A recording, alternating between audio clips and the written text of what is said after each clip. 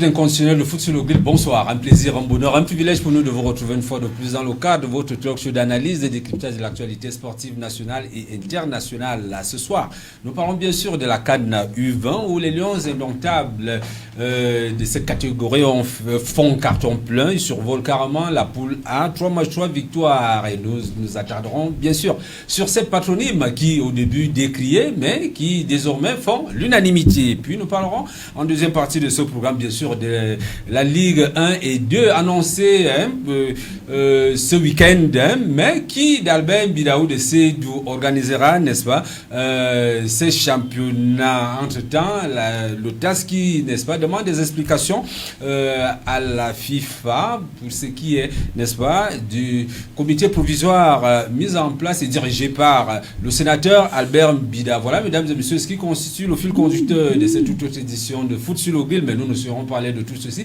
sans toutefois évoquer d'autres faits saillants qui ont marqué de façon singulière et particulière l'actualité sportive nationale et internationale. On se retrouve juste après cette courte transition pour accueillir mes invités qui arrivent au compte-gouttes sur ce plateau. Si vous nous prenez à l'instant, restez tout simplement scotchés. Vous êtes en direct sur Canal 24 Télévision. Nous sommes en live sur Facebook et YouTube. Émission interactive, vous pourrez réagir via le numéro que la technique voudra bien afficher au bas du petit écran tout à l'heure. Et à l'instant, j'accueille mes invités déjà présents sur ce plateau. Je commence avec celui assis à mon extrême gauche, Pierre Claver-Ongba, analyste sportif. Bonsoir.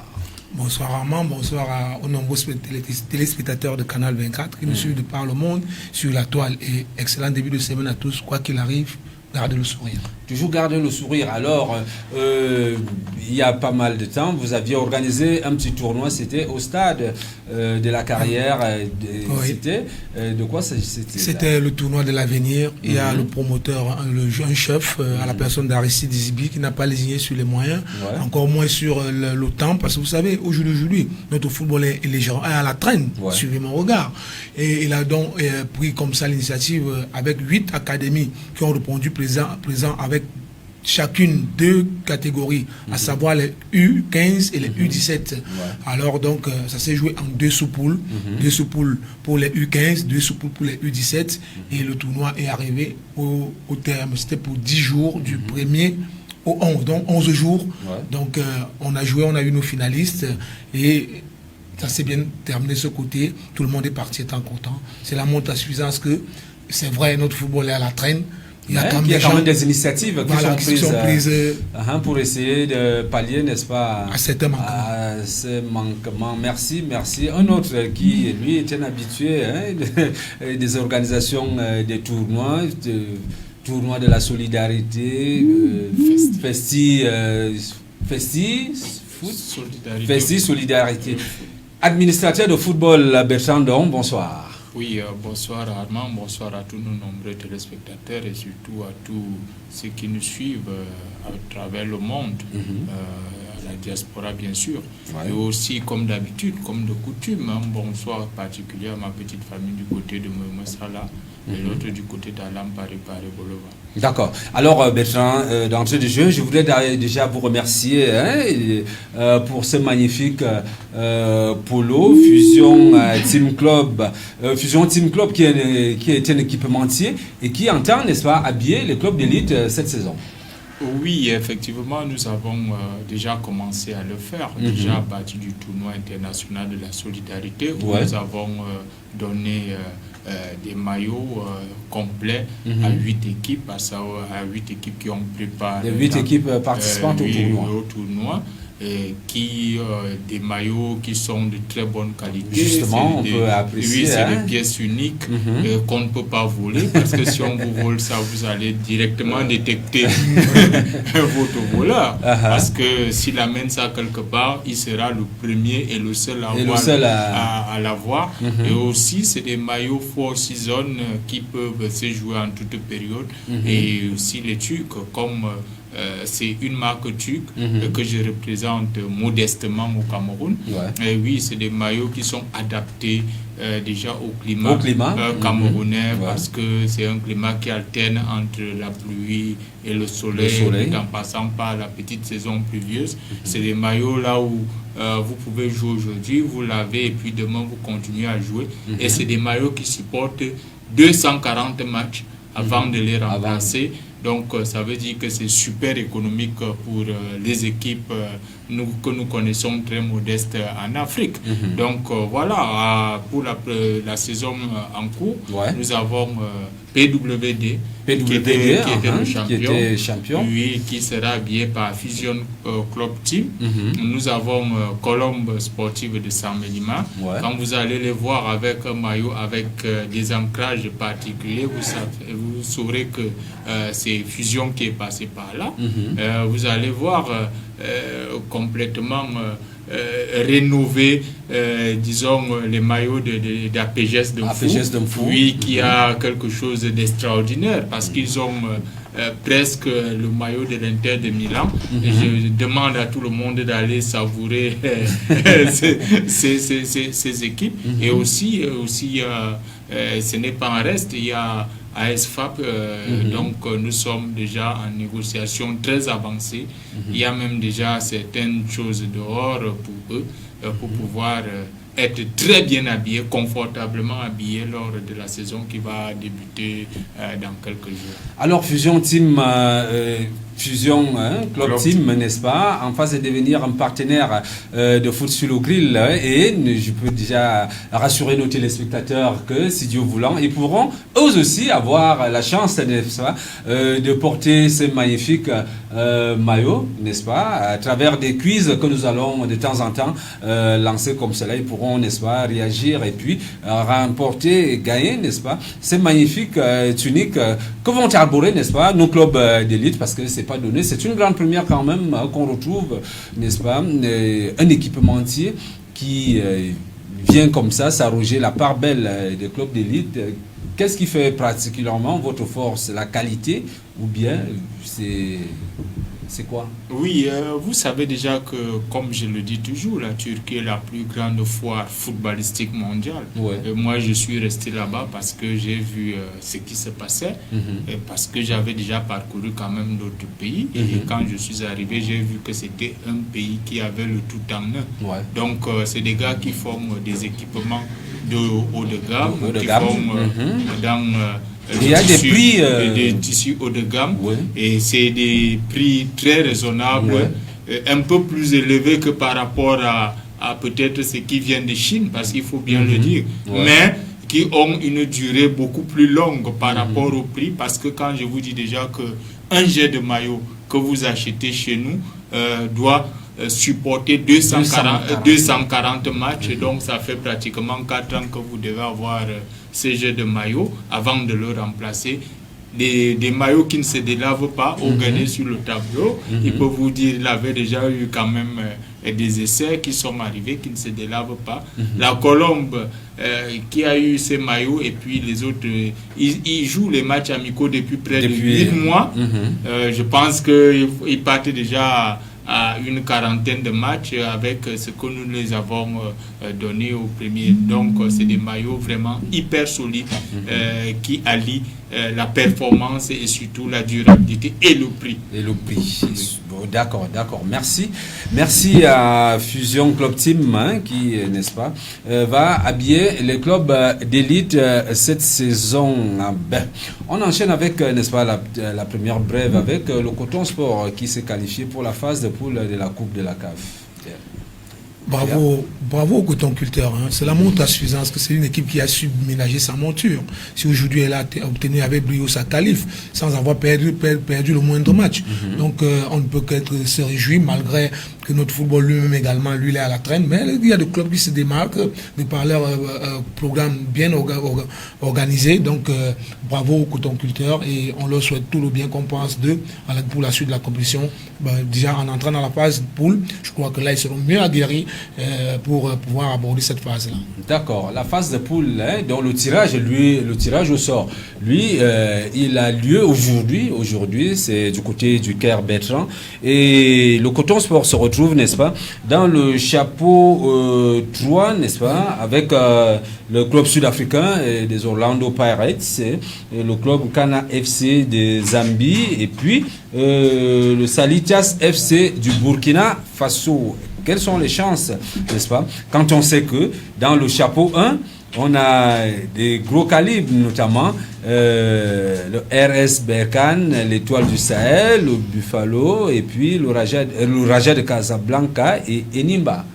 Le coton peut-il oui, je pense qu'on est un peu en retard, d'autant plus que le tirage au sort, c'est déjà d'accord. Et le coton sport se trouve vraiment dans une poule très relevée, avec des grosses calibres comme le club de Berkane, les Marocains et puis les Algériens aussi.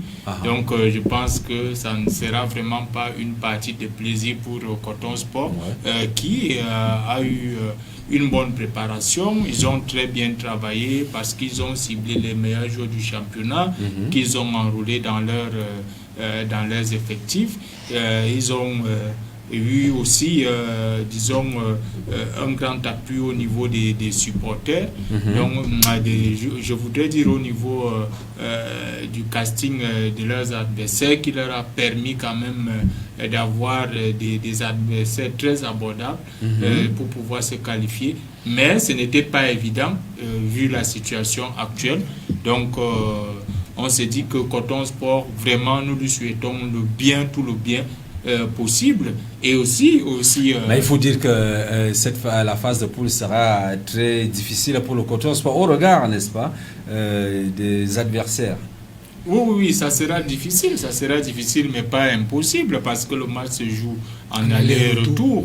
Et là, le Coton Sport, même parce que nous avons essayé d'évaluer Coton Sport pendant les premiers matchs, on a découvert qu'ils voyagent très bien. C'est plutôt à domicile qu'ils ont des problèmes. Donc, on se dit que si c'est qu'ils continuent dans la même lancée et qu'ils prennent les points à l'extérieur et au moins faire des matchs nuls à domicile, ils peuvent passer cette phase de poule. Bertrand, Pierre Claver, quand on sait que les clubs maghrébins sont difficiles à manipuler à domicile, est-ce que le Coton Sport qui a maille à scorer à domicile peut véritablement nous faire rêver? C'est vrai, il faut tout simplement que l'entraîneur prenne conscience de cela et qu'il se mette véritablement au travail avec ses gars, en leur montrant que c'est vrai, on joue bien à l'extérieur. Parce qu'au Maghreb, c'est carrément des citadelles imprenables. Hein. Voilà, donc à l'extérieur, on arrive déjà à donner le résultat escompté. Il faudrait également que cela se confirme quand nous sommes à domicile. Le résultat que nous avons obtenu, c'était quand même contre des clubs...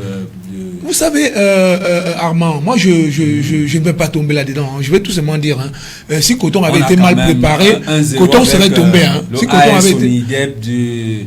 du Niger, d'ailleurs, j'ai suivi l'entraîneur de cette équipe dire que le Coton a des failles. Moi, j'ai même posé la question de savoir pourquoi ils ne se sont pas qualifiés, ça connaissant que Coton a des failles. Donc, moi, je ne suis pas là-dedans. Je dis tout simplement que les cotonculteurs, je crois qu'ils ont traversé la première phase, mais ils sont entrés dans le morceau dur, si on peut le dire ainsi, mais qui est également jouable. Croyez-moi, parce que ça se joue en aller-retour, comme le disait Bertrand. Donc, on peut recevoir à la maison et on ressort, on va gérer le score. Donc, c'est jouable. C'est quand même 3 matchs par poule, donc tout le reste est jouable. Donc moi je reste dans le 50-50 vu la préparation du coton et je connais le sérieux avec lequel les dirigeants des cotonculteurs ont mis et ils prennent d'habitude, raison pour laquelle c'est l'équipe la mieux structurée dans notre cher beau pays, de notre championnat, dans des places aux inconditionnels. D'accord, je rappelle ici que le Coton Sport se retrouve, n'est-ce pas, dans le groupe B, notamment avec le RS Berkane du Maroc, la JS Kabylie d'Algérie et puis le Napsa Star, c'est un club de la Zambie. Voilà, donc c'est vrai, la JSK sont des habitués de la compétition, mais ce ne sont pas des fous de guerre, également, il faut le dire. Ce ne sont pas des fous de guerre, mais ils sont certainement habitués, ils sont rompus à la tâche, mais ne sont pas des fous de guerre. C'est une poule qui est jouable, c'est vrai, elle est solide, mais elle est jouable. Bon, Bertrand, est-ce que, au regard quand même de la performance de l'équipe du Cameroun au Chan, où on avait quand même l'ossature, il faut le dire, il faut le souligner ici, du Coton Sport, est-ce que, au regard de la performance du Cameroun, on peut, n'est-ce pas, rêver de voir le Coton Sport sortir de cette phase de groupe? Oui, comme je vous ai déjà dit que le groupe est un peu plus corsé par rapport à ce que nous... Pas un peu, il est corsé. Quand on a la JS Kabylie... Non, même Coton Sport, c'est une grosse... Coton Sport aussi est aussi une grosse écurie en Afrique. On ne peut pas cracher sur Coton Sport quand on sait combien joue contre les Camerounais. Donc, et bon, c'est vrai aussi que le Coton Sport, il y a même un classement des clubs africains qui est sorti où le Coton Sport est parmi les 20, les 20 meilleurs clubs africains. Donc, ce que je voudrais dire, c'est que nous avons Berga, les Marocains, nous avons la JS Kabylie, les Algériens, nous avons aussi Napsa, là où joue Loïc Fedjou, je pense bien, à Zambie. Donc, si Coton Sport pouvait négocier sur les 3 matchs à l'extérieur, s'il pouvait gagner, disons les 2 matchs et puis négocier aussi 2 matchs au Cameroun, 2 victoires, je pense que ça ferait l'affaire, même parce que quand même, il faut le noter, jouer contre la JSK de Kabylie, c'est pas du tout facile, parce que j'étais dans ce stade-là, c'est un stade là où les gens chantent, disons, poussent leur équipe, le public. Mais comme aussi, nous avons quand même peut-être la chance d'avoir d'être très bien actuellement avec l'effet Covid qui aussi qui s'est invité, qui peut aussi être un atout, qui peut être quelque chose d'assez important pour que Coton Sport puisse bien disons négocier ces matchs-là.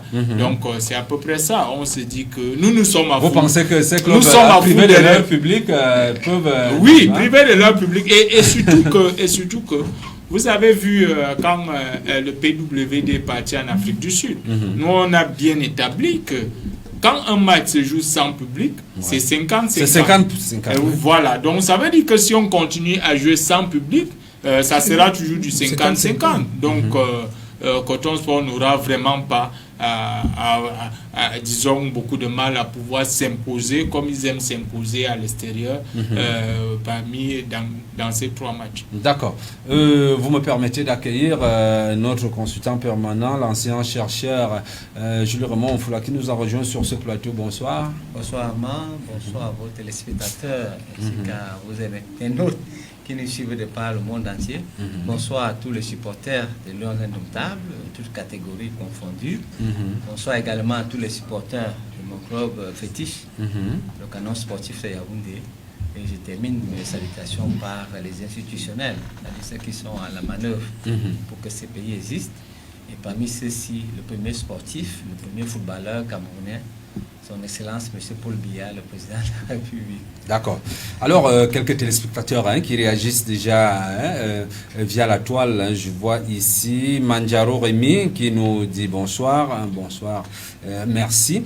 Il y a Manjaro, oui, il revient. Il dit bravo à mon grand frère Souzé, toujours en avant.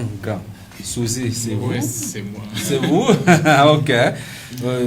Merci à Mandjara, Rémi, Trésor qui nous regarde et bien des choses à vous. Alors, nous enchaînons avec la seconde brève. On va se déporter du côté de l'Occident où s'est joué, n'est-ce pas, la Ligue des Champions, où la Ligue des Champions a repris avec, n'est-ce pas, un Kylian Mbappé, Messi au Camp Nou.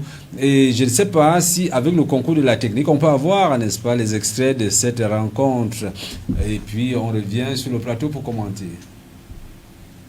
A vast and empty Camp Nou, but maybe a drama to come. This is a potential blockbuster. Only the round of 16, but one of the... Maybe they'll create gaps a little bit further forward. Pedri looking to get through. Griezmann's in here! Important save that. Big chance for Antoine Griezmann. Mbappe. And Icardi. Massive chance.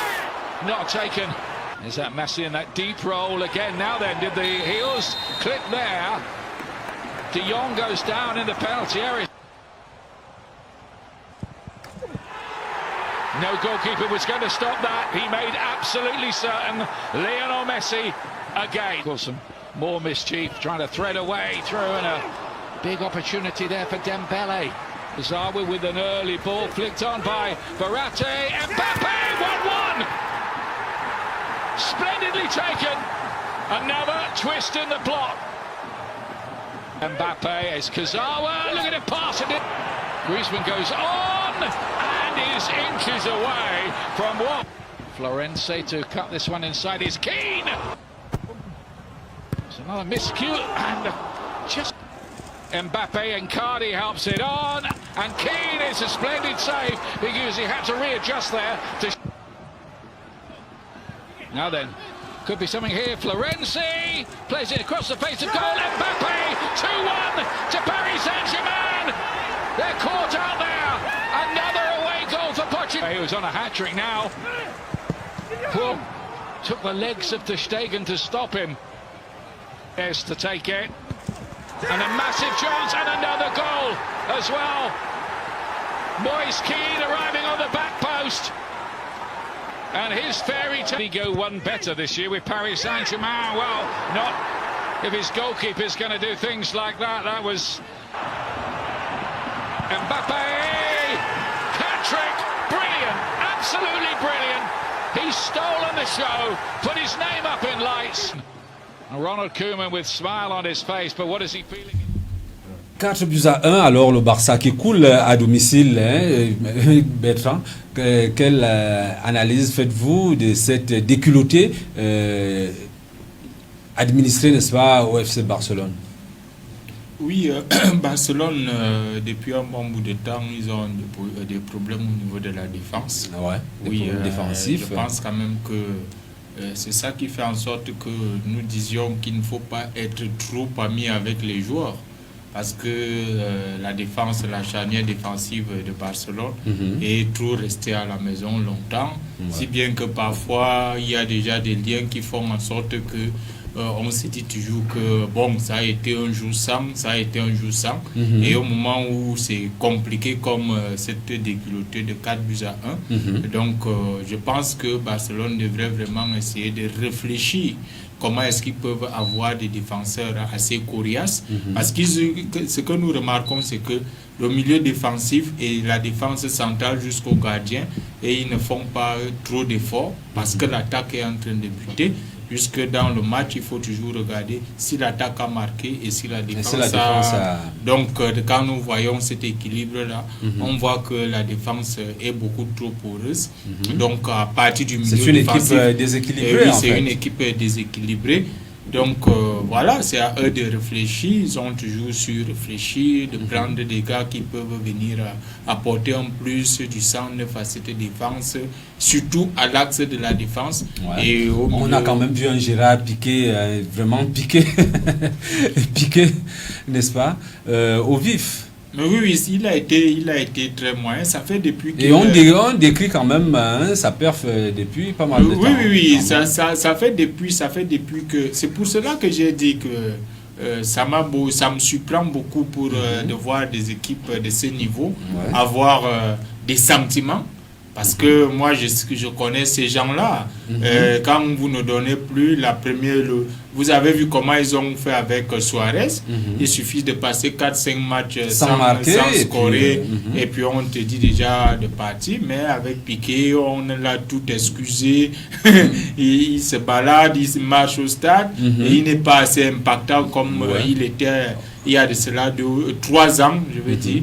Donc, mais on le laisse là. Donc, il y a d'autres choses qui sont derrière. Mais ils doivent vraiment taper le poing sur la table. J'espère que le nouveau président qui pourra peut-être être élu dans quelques mois pourra peut-être apporter quelque chose d'assez sérieux. D'accord. Alors, monsieur Onfoula, qui a survolé, n'est-ce pas, cette rencontre, c'est bel et bien Kylian Mbappé, 3 buts, et c'est le talent à l'état pur. Oui, avant de parler de Kylian, je veux quand même dire un mot sur Neymar. Parce que on n'a pas tout compris. Parce que personne ne vendait cher à la peau. Avec l'absence de Neymar, Di Maria, voilà. Et puis, les blessures, entre guillemets, de Neymar, toujours, la veille lors des matchs cruciaux. Des matchs cruciaux comme ça commencent quand même à nous poser un problème. Nous sommes parisiens dans l'âme. Mais j'avoue que Mbappé est français, parce que je crois qu'il faut arrêter de rêver là-dessus, de polémiquer. C'est un Français. Bon, certes, il est le petit-fils. Personne n'a dit le contraire sur ce plateau. Bon, il est le petit-fils de quelqu'un qui a beaucoup fait pour notre pays. l'un des monuments du football camerounais. Ouais. Nous sommes ravis de ses prestations, lui et ses coéquipiers. Et nous nous souhaitons qu'au PSG d'aller le plus loin. Est-ce que ce sera l'année des records, comme j'ai entendu, c'est-à-dire remporter tous les titres? D'ailleurs, ils ont changé d'entraîneur. Ils ont maintenant, je crois que c'est Pochettino. C'est Pochettino qui est arrivé. Il y a donc un 109. Ouais. Nous sommes contents de leurs prestations. Mais j'avoue quand même que nous sommes désagréablement surpris par cette équipe du Barça. C'est vrai que depuis quelque temps, cette équipe connaît des problèmes. Il n'y a pas, de mon humble point de vue, il n'y a pas eu un renouvellement qualitatif. Ouais. De mon humble point de vue, il n'y a pas aussi eu un recrutement qualitatif. Mais nous souhaitons. Et puis aussi, c'est justice. Vous vous rappelez un peu. Pardon, permettez-moi. Vous vous rappelez ce que cette même équipe a fait au PSG il y a de cela quelques années. Une remontada. Donc, il était de bon ton de mon il était de bon ton qu'on les retourne un peu la citournelle. Donc, une prestation, pas seulement de Mbappé, mais de toute l'équipe. De toute l'équipe. De toute l'équipe qu'il faut saluer. D'accord. Mais quelques bouts de la gardienne de but. Je crois que le Paris Saint-Germain est cette année en train de vouloir battre tous les records. Et nous sommes de tout cœur avec le Paris Saint-Germain. Merci. Ils atteignent tous leurs objectifs, à la fois en France qu'en Europe. D'accord. Pierre Claver, une remontada du Barça est-elle possible? Écoutez, toute chose est possible, hein, mais c'est une tâche qui est assez ardue. Ouais. La remontada, si c'était 4 buts à Paris, au Nou Camp, c'était possible. Suivez mon regard. Comme le disait le professeur tout à l'heure, la remontada, c'était passé au Nou Camp, c'était pas à Paris. À Paris, ils avaient pris les mêmes 4 buts. Mais cette fois-ci, ils ont pris 4 au Nou Camp. À Paris, je ne pense pas que les Parisiens leur laisseront cette latitude-là. Donc c'est possible, mais c'est assez ardu. Parce que, vous savez, tout est possible en sport. Hein. Donc, si vous avez marqué 4, vous pouvez également en prendre plus que 4. Donc, je reste assez là-dessus. Mais, en tant qu'un Parisien également, je dis, cette fois-ci, je crois que ils ne vont pas casser la baraque. Donc, c'est vrai, là, une éventuelle remontada. Et comme le disait Bertrand, c'est une équipe vieillissante du Barcelone. Hein. Il faut le dire sincèrement parce que, de par son art défensif, de par son milieu de terrain, elle est vieillissante. Et on n'a pas renouvelé cette équipe. Aujourd'hui, on a vu Piqué, qui a été vraiment piqué, comme l'avait si bien dit. Tout à l'heure, il a été vraiment piqué. Il a trouvé Mbappé des grands jours qui allait comme une éclair. Piqué n'avait que le maillot parfois pour le retenir, mais il n'arrivait pas. Donc c'est vrai également que les matchs sur une essence pour autant se ressembler, mais restons tout simplement dans l'optique du sport parce que tout est possible. Mais je pense quand même que sans lire dans la boule de cristal à Paris, c'est pas quand même, c'est quand même le Paris Saint-Germain dans son centre. Alors donc je ne pense pas qu'il y aurait un remontada à ce côté. D'accord. À ma permettant en quelques secondes, nous avons aussi été choqués par quand même l'attitude des médias et des supporters, des socios espagnols que Bertrand connaît mieux que moi. Au lieu de faire une autocritique, parce qu'après une débâcle comme celle-ci, nous croyons que tout homme lucide et rationnel allait quand même s'arrêter un instant pour essayer de comprendre qu'est-ce qui a marché et qu'est-ce qui n'a pas marché. Mais nous avons plutôt été interloqués par l'arrogance des joueurs, des entraîneurs et même des socios espagnols qui disaient qu'ils vont faire au Paris Saint-Germain, c'est-à-dire à Paris, ce qu'ils ont exactement fait au Nou Camp. Non, nous, c'est vraiment assez blessant. Et cela ne fait que renforcer la détermination des Parisiens, de leurs supporters. Je crois que s'ils ont eu 4 buts au match aller, ne soyez pas surpris. Je ne veux pas jouer ici à l'oiseau de mauvais aigu, mais je crains pour le Barça qu'au match retour, ils ne prennent pas seulement 4, mais un peu plus. Parce que la litanie d'insultes, la litanie d'arrogance, de condescendance qu'ils ont eu avec le PSG, à les entendre, à les lire, c'est comme si c'était pratiquement un match de chance, comme on dit au quartier. C'est-à-dire que le PSG était sur un jeu de chance. Ils ont réussi à minimiser la valeur intrinsèque des joueurs parisiens qui ont promis de répondre sur le terrain. Donc vous ferez un match retour. Ça risque de ne pas être 4, mais ça risque d'être un peu plus. D'accord. Alors, pour sortir de ce sujet, Bertrand, le PSG qui cartonne en Ligue des Champions, mais qui coule, n'est-ce pas, à Monaco ce week-end. Oui. Et qui, n'est-ce pas, perd, n'est-ce pas, la tête du championnat et qui ne joue pas les premiers rôles. quand même depuis un bon bout en Ligue française. C'est un peu le contraste de cette équipe parce que nous remarquons de plus en plus que en Ligue, disons en Ligue 1, là où il régnait un grand maître. Et maintenant, il y a d'autres velléités, d'autres forces. Bien sûr que c'est très normal parce qu'il y a une équipe ne peut pas dominer un championnat pendant près de 10 ans. Il y a toujours des moments là où on va essayer de comprendre pourquoi est-ce qu'ils sont aussi forts. Vous avez vu hier, on a Kovac qui est un grand entraîneur parce que lui il a déjà coaché de très grands clubs, à savoir le Bayern et puis la sélection croate. Il est venu, il a lu le match, il a compris que Mbappé c'est un joueur qui a des espaces, ça veut dire qu'on ne doit pas lui laisser des espaces. Il a donc raccourci ses espaces, Mbappé ne pouvait plus courir et il a mis quelqu'un qui était très très déterminé pour jouer un rôle important pour pouvoir diminuer, disons, les courses de Mbappé. Et on a vu Mbappé qui a refusé de se réinventer parce que on avait vu des matchs comme ça, là où il y a des joueurs qu'on prenait à la culotte. Il était obligé de se réinventer, de comprendre pourquoi est-ce que ça ne passe pas pour changer de méthode. Mais il est resté dans le même registre. Il n'a pas voulu aller au-delà. Et je me dis aussi que... Pouvait-il faire autrement? Oui, il pouvait faire autrement. Il pouvait changer sa manière de jouer. Il pouvait peut-être être plus... A-t-il une autre manière de jouer? Oui. Tous les joueurs ont deux ou trois manières de jouer. Il y a sa force. Il y a maintenant jouer pour l'équipe. Ça veut dire quoi? Ça veut dire que quand ce que tu fais d'habitude ne te réussit pas, tu cherches à t'intégrer dans l'équipe pour amener dans le collectif pour amener déjà le collectif plutôt à trouver des solutions que de chercher des solutions individuelles.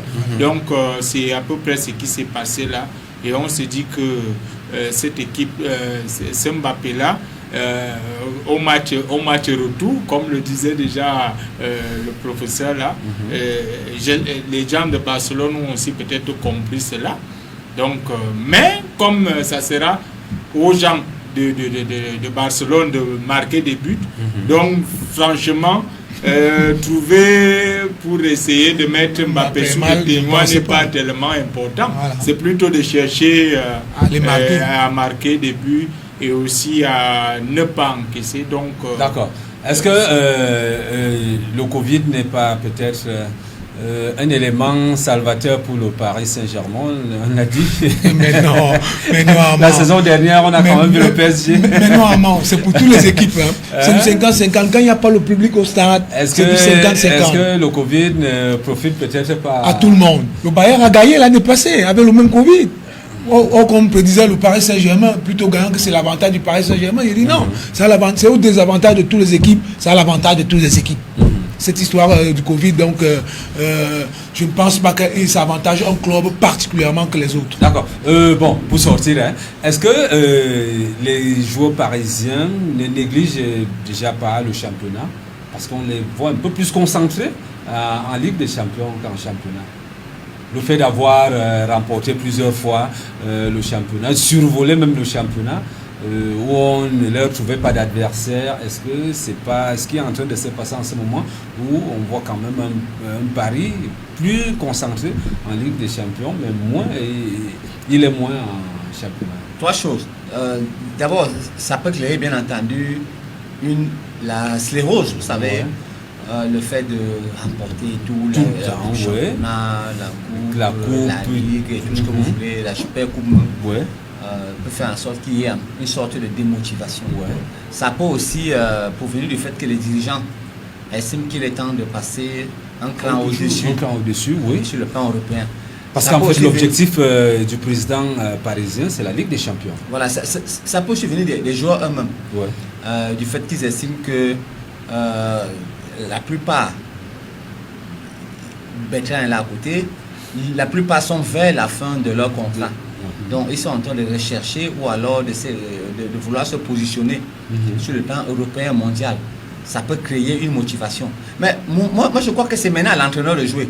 Je n'ai pas la même expertise, la même épaisseur que mes co-panélistes, mais je crois que maintenant que tout revient maintenant à l'entraîneur, de faire tourner l'effectif. Pourquoi pas? Je crois qu'au banc de touche de Paris Saint-Germain, il y a suffisamment de talent. Ouais. Donc pourquoi ne même pas utiliser ces talents-là? Pourquoi en ligue? Vous verrez que ces messieurs qui ont un problème de temps de jeu, ces messieurs qui veulent se faire voir positivement, et en étant plus motivés, peut-être vont permettre au PSG sur le plan local de briller. Donc le challenge repose sur les épaules de l'entraîneur Pochettino, en faisant tourner l'équipe, en ayant les mots justes, les mots qui rassurent. Je crois que le PSG... Mais ne vous faites pas d'illusions. Le PSG, comme toujours, va finir par remporter ce championnat. Tout en saluant même la montée en puissance des autres clubs, ce qui est aussi bien. Parce qu'il ne faut pas que ce soit toujours les mêmes équipes. Il est bien que, même sur le plan local... Est-ce que ces clubs montent en puissance ou alors c'est le PSG qui a un petit peu... Non, clairement, Armand, il y a une montée en puissance des autres clubs qui ont commencé à prendre la mesure, qui ont commencé par faire des bons recrutements, qui ont misé sur la jeunesse, sur la relève et qui ont des bons entraîneurs. Je crois que les autres clubs ont compris. Et puis, ils ont aussi commencé à ne pas respecter le PSG. Donc, ils ont compris que le PSG n'est pas une équipe invincible. Donc, ça leur donne des ambitions. Et ce qui est toujours bénéfique pour le caractère compétitif du football français. Mais ne faites pas trop d'illusions. Le Paris Saint-Germain, comme toujours, va finir par remporter le championnat français. D'accord, nous enchaînons avec le premier sujet. Cameroun, Cannes, Mauritanie 2020. Carton plein pour le Cameroun et, n'est-ce pas, ces patronymes qui ont été longtemps abondamment décriés, mais qui sont désormais appréciés. Est-ce que nous sommes là en face d'une régénération de nos vieux talents? Je voudrais d'abord qu'on parle de la première rencontre Cameroun-Mauritanie. C'était en ouverture où le Cameroun, rencontre que le Cameroun a remporté avec le concours de la technique. Est-ce qu'on peut avoir les images de ce Cameroun-Mauritanie? Dans le même registre qu'en première, 28 fautes, 7 corners en tout et puis 3 tirs cadrés seulement. Avec un tir cadré pour le Cameroun, c'est le but. Sur 4, évidemment avec un gros sens du réalisme. Mais là, face à face, c'était intéressant. Le résumé de cette rencontre avec des Mauritaniens qui jouent leur chance en première période et qui vont multiplier les frappes comme ici. C'est lui l'homme du match, Oumar Barek, qui avait un petit peu allumé la mèche en s'ouvrant le chemin du but pour frapper. Belle frappe, belle tentative, il ne trouvera pas preneur. Et puis ce coup franc lointain, là aussi c'est trop lointain pour aller gêner Wislo. Et Koubé Wislo, le gardien du Cameroun qui était bien placé. Les Camerounais qui en première période vont tenter sur coup de pied arrêté avec le capitaine Meyapia de la tête, mais qui fait une petite poussette sur son vis-à-vis et qui surtout rate le cadre. Il y avait aussi d'ailleurs à côté de lui Tenkou. Ils se sont gênés un petit peu les deux hommes. 0-0, c'était le score à la pause. Et puis en deuxième période encore Omar, cette belle frappe qui passe au-dessus.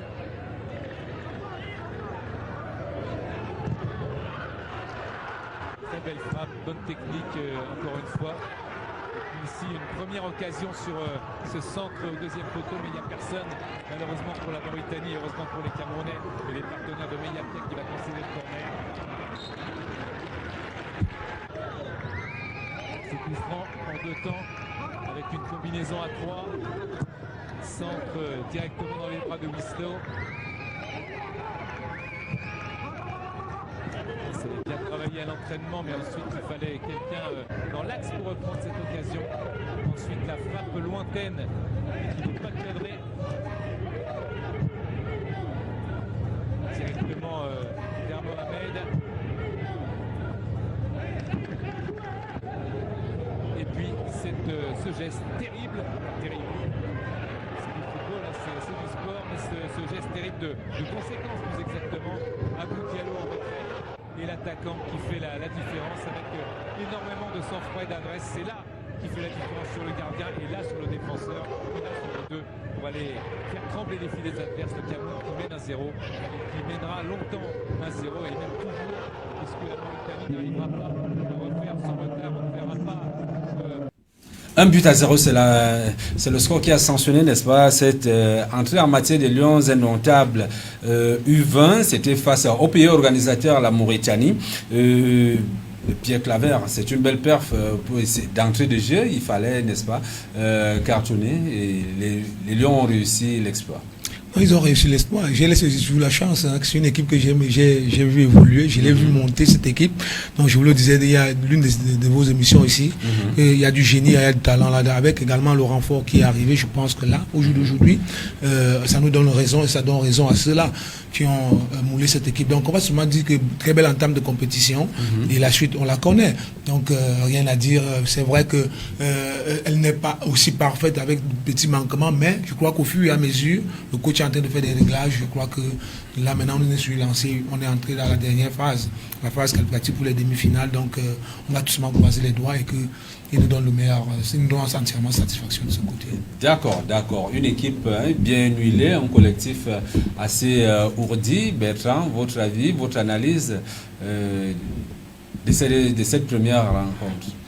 Oui, le match était un peu plus compliqué dans la mesure où on rencontrait l'équipe mauritanienne à domicile avec un coach camerounais. C'était un peu, c'était aussi ça le petit détail qu'il fallait bien relever. Et le coach camerounais a très bien travaillé parce qu'il a opposé au Cameroun une adversité physique parce qu'il savait que le Cameroun était une équipe physique, équipe qui courait beaucoup. Il a mis ses gars au parfum contre les Camerounais. Si vous relâchez, on a vu un tout petit garçon au milieu de terrain de la Mauritanie qui a très bien joué son match. Il a très bien défendu. Et vous avez vu que le but est venu sur une erreur individuelle. Oui, donc ça ne montre pas vraiment que la domination était parfaite jusqu'aux statistiques. On a montré que c'était un seul tir cadré de la part des Camerounais et c'était le but, alors qu'ils ont tenté 4 fois.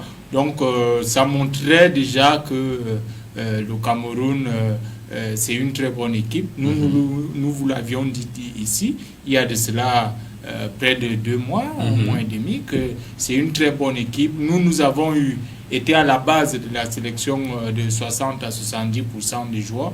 Nous les avions donné 2 matchs amicaux qu'ils ont joué devant nous avant de s'envoler pour l'UNIFAP. Ils ont fait un très bon résultat. Et là, ils se sont même encore renforcés avec Atamna, qui est venu là au milieu de terrain et qui était avec les A', et plus les professionnels qui sont là. Je pense que c'est une très bonne équipe que nous avons là. Et d'autant plus que ce premier match était très déterminant pour le Cameroun. Il fallait le gagner. Et ils l'ont gagné. Et ça a peut-être monté un peu la température du groupe pour le second. D'accord. Alors, M. Mfoula, c'est une rencontre remportée par le Cameroun, mais qui n'a pas, n'est-ce pas, dérogé à la règle des polémiques. Quand on sait que les sélections camerounaises sont coutumiers des polémiques avec les Mauritaniens qui se sont plaints de l'âge des joueurs camerounais. Non, ce sont des mauvais perdants. Mais je ne suis pas venu mal parler ici du coach Ntungu. Mais vous me permettez de dire un mot sur la personnalité de l'entraîneur de ces jeunes garçons. Oui, c'est-à-dire, on a voulu lui faire ce que, bon, je ne veux pas dire ce qu'on a fait à Ntungu, mais disons qu'il y a eu des pressions extra-sportives pour l'amener à aligner certains joueurs qu'il estimait ne pas être à la hauteur. Vous avez vu la personnalité. Il a même, non seulement qu'il a menacé, mais il a même proposé sa démission. Et ce qui a fait qu'on l'a laissé travailler. C'est ça aussi ce qu'on attend d'un entraîneur, la personnalité. Vous allez voir par la suite, lorsqu'on va voir les 2 matchs qui suivent, vous avez vu le résultat. Autre chose sur laquelle je voulais insister, Amand, c'est quand même un peu de narcissisme, quand même le contraste qu'il y a avec le public. Nous venons d'assister au Chan. Avec un public achalandé, notamment à Japoma. Mais on était désagréablement surpris d'assister à des rencontres quasiment dans le désert, y compris le match d'ouverture, en présence des officiels mauritaniens. Ouais. Il n'y avait personne. Alors on se demandait comment est-ce que les responsables de la CAF et l'État de Mauritanie... Peut-être que la Covid sévit un peu plus. Je veux bien, mais quand même en renforçant le dispositif, on aurait pu avoir quand même un public, ne serait-ce que pour le match d'ouverture. Autre surprise, et pas moins de moindre, à Mans, c'est quand même les infrastructures. Ça signifie qu'avec avec un peu d'argent, c'est-à-dire avec un peu de volonté, on peut avoir des très bons stages moins chers. Pour parler comme au quartier. Vous avez vu les infrastructures, vous avez vu les tribunes, les pelouses. Ça signifie qu'on peut avoir des très bons stades moins chers. Ici, nos stades ici sont en train de battre mais des comparaison records. n'est pas raison. C'est justement. Il y a même quelqu'un qui a dit, voilà, il y a même quelqu'un qui a dit que non, vraiment, il y a les études que l'on fait. Oui, les études que l'on fait à l'ESM ne sont pas celles que l'on fait au sud. Mais vous avez vu l'État de Mauritanie, sans dépenser des sommes mirobolantes, a produit quand même des infrastructures, et non des moindres. Des infrastructures qui sont acceptables. C'est tout à l'honneur de c'est tout à l'honneur de leur pays. Bon, je terminais bien entendu par les enfants. Les enfants qui ont été déterminés, qui n'ont pas perdu le sang-froid malgré tous les problèmes. Vous avez vu tous les brimades dont ils ont été l'objet, mais ils ont gardé tout le sang-froid et ils ont su profiter de la seule occasion pour concrétiser ces rencontres. Donc c'est ces petits aspects extra sur lesquels je voulais insister, mais surtout sur la personnalité de l'entraîneur. Parce que je peux vous garantir que si cet entraîneur avait cédé à ce qu'on voulait lui faire, non, je crois que le Cameroun serait rentré au premier tour. Mais il a tenu bon. Il a fait des exigences qui ont été respectées et voilà le résultat. D'accord. Nous passons, n'est-ce pas, à la seconde rencontre. Elle opposait, n'est-ce pas, le Cameroun à l'Ouganda. Cameroun-Ouganda, on regarde, on se retrouve juste après.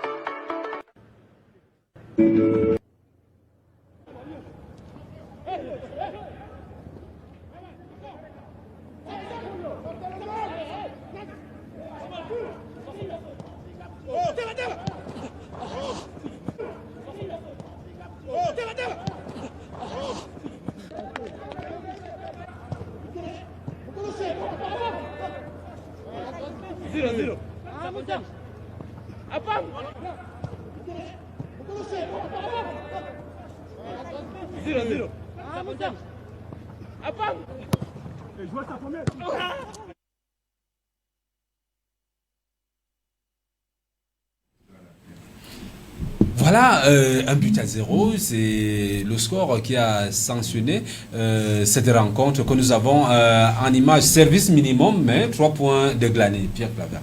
C'est l'essentiel dans une compétition. Quand on va dans une compétition, ne pas prendre de buts, mais marquer. Dès que vous avez marqué, vous avez consolidé votre avantage. Je crois que le pari est gagné. Donc là, je crois que le coach est en train de gagner son pari.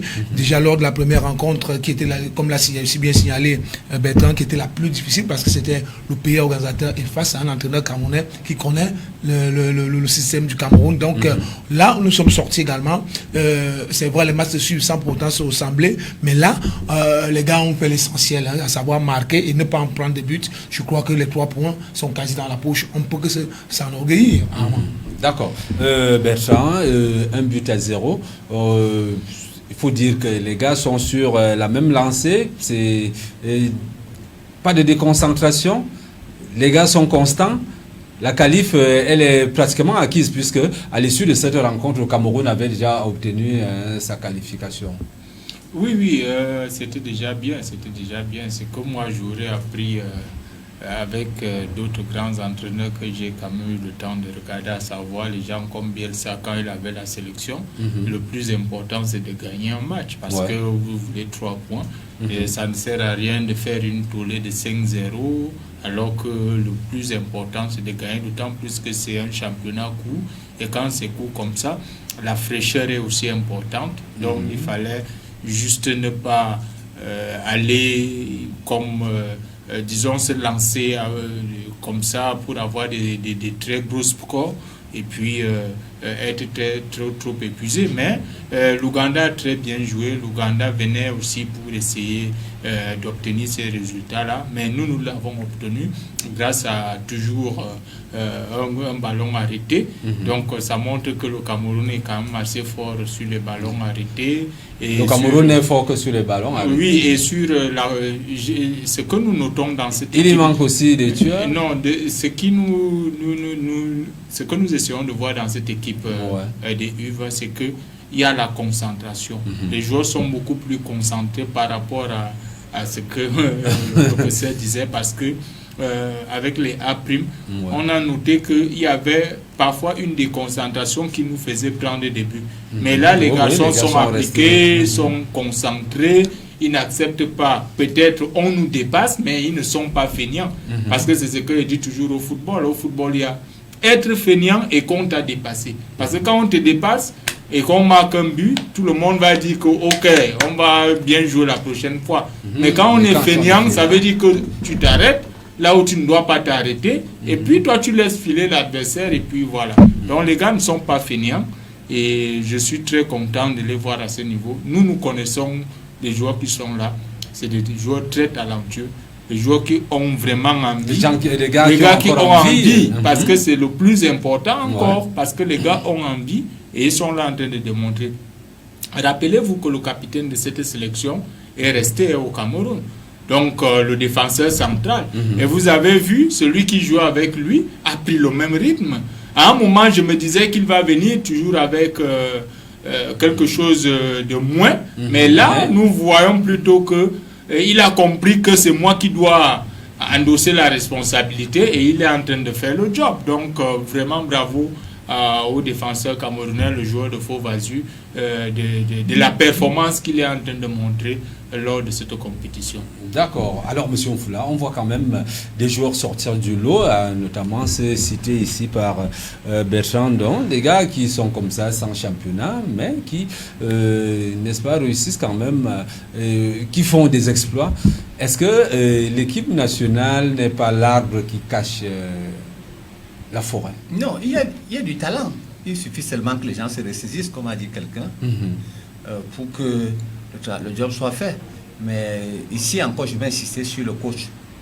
Je n'ai rien contre les autres, mais après, vous savez, après les 2 premiers matchs, vous ne pouvez pas imaginer la pluie, la litanie d'insultes et de menaces dont il a été l'objet. On est même allé jusqu'à lui donner des injonctions. Il a renouvelé son équipe, il a fait confiance à son équipe. Et comme le disait encore Bertrand, parce qu'il y a quand même le contraste. Lorsque vous jouez contre la Mauritanie, ce n'est pas dans le même registre que contre l'Ouganda. C'est 2 styles de jeu différents.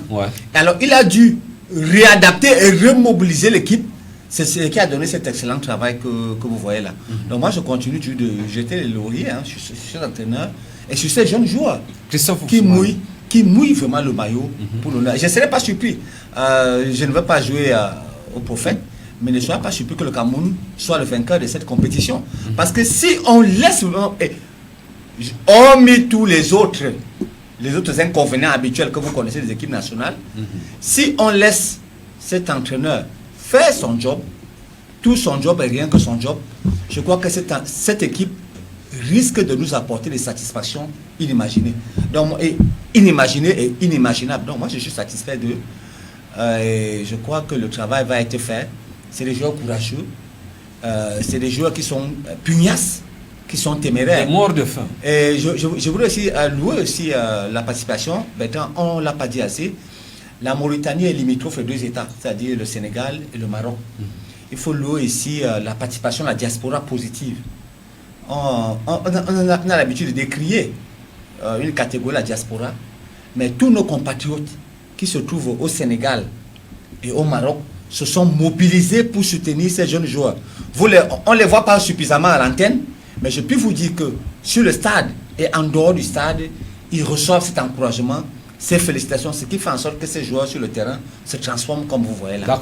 Donc vivement que les autres diasporas essaient de copier ce bon exemple et d'apporter nos valeurs ambassadeurs vers les cimes, c'est-à-dire vers ce que nous souhaitons tous. D'accord. En attendant, n'est-ce pas, de revoir, n'est-ce pas, la dernière rencontre de cette phase de poule, j'accueille Maître Chetou qui nous a rejoint sur ce plateau. Bonsoir Maître.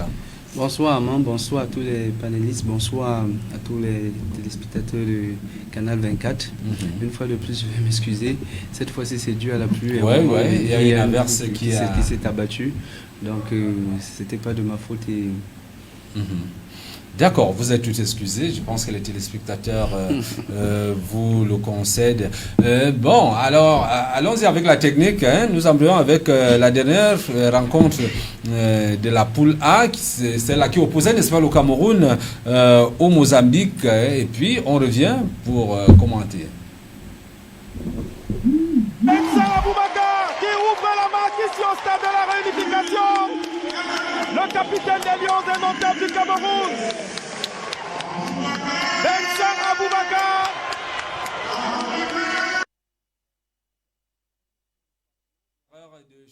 Je pense que Jean-Marie va s'activer à nous retrouver, n'est-ce pas, le bon format, la rencontre qui opposait, n'est-ce pas, le Cameroun au Mozambique. Bon, mais nous revenons d'abord sur le projet en attendant, bien sûr, d'avoir les extraits de cette rencontre Cameroun, le Cameroun qui cartonne donc au dernier match 4 buts, et voilà. L'entraîneur camerounais a fait montre là d'une clairvoyance, d'une certaine ingéniosité chez les Occidentaux. On dit coaching payant, puisque ayant subi, n'est-ce pas, toutes les critiques, Maître Chetou, quant à la titularisation, n'est-ce pas, de certains joueurs. Mais lors de cette rencontre, il a donc pris sur lui d'allier ces joueurs et ça a donné ce que ça a donné. Oui, ils ont fait la différence. Moi, je pense que c'est un bon esprit, hein, parce que je suis sûr qu'actuellement, l'entraîneur il est un peu embarrassé parce qu'il va se demander est-ce qu'il faut les titulariser pour le prochain match ou alors est-ce qu'il faut continuer avec l'équipe qui gagne. En fait, c'est de bonne guerre. Je pense que c'est bien quand à tous les postes il y a des joueurs valables, il y a des joueurs qui se valent, c'est une bonne chose. Mais je dis simplement que les Camerounais, on aime bien la polémique dans notre pays, et les polémiques même inutiles. Parce que beaucoup de gens parlent de ces enfants, parce que simplement c'est le fils d'Eto, c'est le fils de Chateau. Mais moi je pense que ce qui est important, c'est regarder le talent sur le terrain. S'il mérite, on l'aligne. S'il ne mérite pas, on ne l'aligne pas. Et je pense que pour ceux qui ont joué l'autre jour, chacun a fait ses preuves. Et c'est l'entraîneur qui vit avec le groupe. C'est lui qui sait qui peut titulariser, qui peut ne pas titulariser, en fonction des résultats escomptés et en fonction aussi de l'équipe qui est en face. Parce que c'est vrai qu'en Mozambique, on jouait un peu plus libéré. On avait besoin d'apporter un peu plus de technique. Il n'y avait plus de pression, et ainsi de suite. Je ne veux pas dire que ces gars ne peuvent pas jouer dans d'autres conditions. Mais j'ai dit aussi que ça a permis quand même qu'on découvre ces talents. Est-ce que le coach a voulu tourner l'effectif? Est-ce qu'on peut dire que le coach a tourné, puisque disons, la qualification était pratiquement acquise? Oui, il fallait aussi quand même donner la chance aussi à tout le monde. Il fallait aussi qu'on ait la possibilité de voir les autres. Et quand on dit tourner l'effectif, ça ne veut pas dire que ceux qui ont joué ce jour-là ne méritaient pas. Parce que s'ils ne méritaient pas, pourquoi ils ont filé 4 buts? Et avant le Cameroun, je pense aucune équipe n'avait filé 4 buts au Mozambique. C'était 2 buts. 2-0, 2-0, 2-0. Donc, je pense donc qu'il faut regarder beaucoup plus le côté talentueux et laisser le coach faire son travail. C'est lui qui sait pour ce qu'il recherche. Et c'est pour cela que la dernière fois, je vous avais dit, le coach des cadets était un peu entré dans un débat qui n'était pas le sien. Si on te présente les joueurs, si tu as la possibilité, moi j'aurais souhaité qu'ils disent que je ne les ai pas pris parce qu'ils n'ont pas le talent, ils ne méritent pas, il y a plus fort qu'eux. Bon là, il a manqué de personnalité. Voilà. Et moi ce que j'ai apprécié encore, surtout en ce qui concerne le jeune Samuel Eto'o, le jeune Étienne Eto'o, non seulement il est talentueux, il a du caractère comme son père, mais il a, quand vous vous rendez compte qu'il a l'amour de porter, il est fier de porter ce maillot. Il a l'amour de ce vert rouge. C'est ce qu'on demande. C'est ce qu'on demande parce qu'il a marqué le but, il était tellement ému, parce qu'il était le premier but de son pays, il n'en revenait pas, il était tellement ému. C'est ce qu'on demande. C'est cet esprit-là qu'il faut qu'on cultive encore chez nos joueurs, surtout dès le bas âge, comme ça, quand on est dans ces catégories. De telle sorte qu'en arrivant même chez les grands, qu'on soit même au Barça, qu'on soit à l'Inter, qu'on ait d'abord en tête que le Cameroun, c'est le Cameroun. Et c'est pour cela que vous allez voir aujourd'hui, quand il y a un petit truc, les gens, comme les gens Pierre Samet et Koulou, il faut des joueurs qui ont d'abord un bel ancrage patriotique. Tout à fait, qui ont l'amour du pays, qui ont l'amour du vert ou jaune. Je disais que le coach, il a bien fait aussi de tourner l'effectif, de faire jouer les autres, et maintenant, il va savoir comment mixer pour avoir une équipe plus forte pour la suite de la compétition. D'accord, ça fait du bien de savoir qu'on a un banc de touches répondants. Avec le concours de Jean-Marie et d'Armand Guidjol, on va regarder, n'est-ce pas, les extraits de cette rencontre qui a opposé le Cameroun au Mozambique. Et puis on revient pour la suite. أوغندا وموريتانيا مباراة طبعا ستحدد المتأهل الثاني ورب 95 منتخب الكاميرون.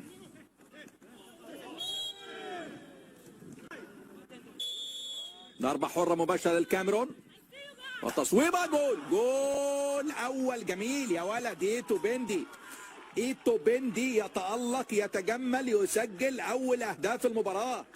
هدف رائع جدا جدا جدا لمنتخب الكاميرون من ضربة ثابتة على طريقة الكبار، وسعيد جدا بهذا الهدف طبعا اللاعب رقم 10 إيتو بندي اللي بيسجل هدف جميل جدا جدا من ضربة ثابتة. الحارس لم يستطع زافالا لم يستطع أن يفعل شيء أبدا. كرة صعبة قوي في زاوية صعبة ملعوبة روعة من اللاعب إيتو بندي اللي بيسجل. وده عرقلة ضربة جزاء صاحب الهدف بنيدا. جول يا ولد بثقة كبيرة جدا. بنيدا يسجل بنيدا الهدف الثاني في المباراة للكاميرون من ضربة جزاء، وطبعا يتقدم ويزيد الفارق المنتخب الكاميروني بهدفين دون مقابل. منتخب قوي جدا على فكرة منتخب الكاميرون. منتخب الكاميرون منتخب قوي جدا. والهدف الثاني في هذه المباراة 2 الكاميرون لا شيء منتخب موزمبيق. 2 الكاميرون لا شيء موزمبيق. نفس اللاعب إيتو بنيدا.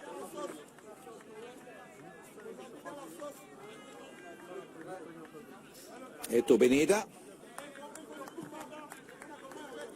ويايا وفي الأمام ميلا. ودي فرصة والثالث جول. الهدف الثالث للكاميرون بدون اوفسايد بدون تسلل. كيفن ميلا صاحب القميص رقم 9. كيفن برانس ميلا يسجل الهدف الثالث للكاميرون في هذه المباراة. كيفن برانس ميلا اوفسايد. لا مفيش اوفسايد مفيش تسلل ليس فيها تسلل. عمل طبعا من بنيدا النجم الكبير عمل مباراة جيدة. Doublé d'Eto, but de Milas. Franchement, ça fait rêver. Monsieur Oufla. Oui, disons, chez nous en politique. Doublé chez nous en politique. d'Eto. Chez nous en politique, on aime parler de la, comment dire, de la transmission. Oui, générationnel. Ça, c'est en politique. Oui, en politique. Mais là, nous sommes en football. En politique, c'est décrié. Oui, mais en football. Déjà, en politique, c'est même pas déjà accepté partout. Mais là, on peut être satisfait des choix de cet entraîneur qui, qui a gardé tout son sang-froid. Parce que vous voyez des très fortes personnalités comme Samuel Eto'o-Fils, comme Roger Mila, comme Tchato et autres. On nous a même dit qu'il y en a un sénateur. Un sénateur qui n'a pas hésité à s'en prendre à lui personnellement et pour lui promettre tous les menaces du monde si son joueur ne jouait pas, si son fils ne jouait pas à la rencontre. Non, je crois qu'il était lucide, il était rationnel et il a fait tourner l'effectif.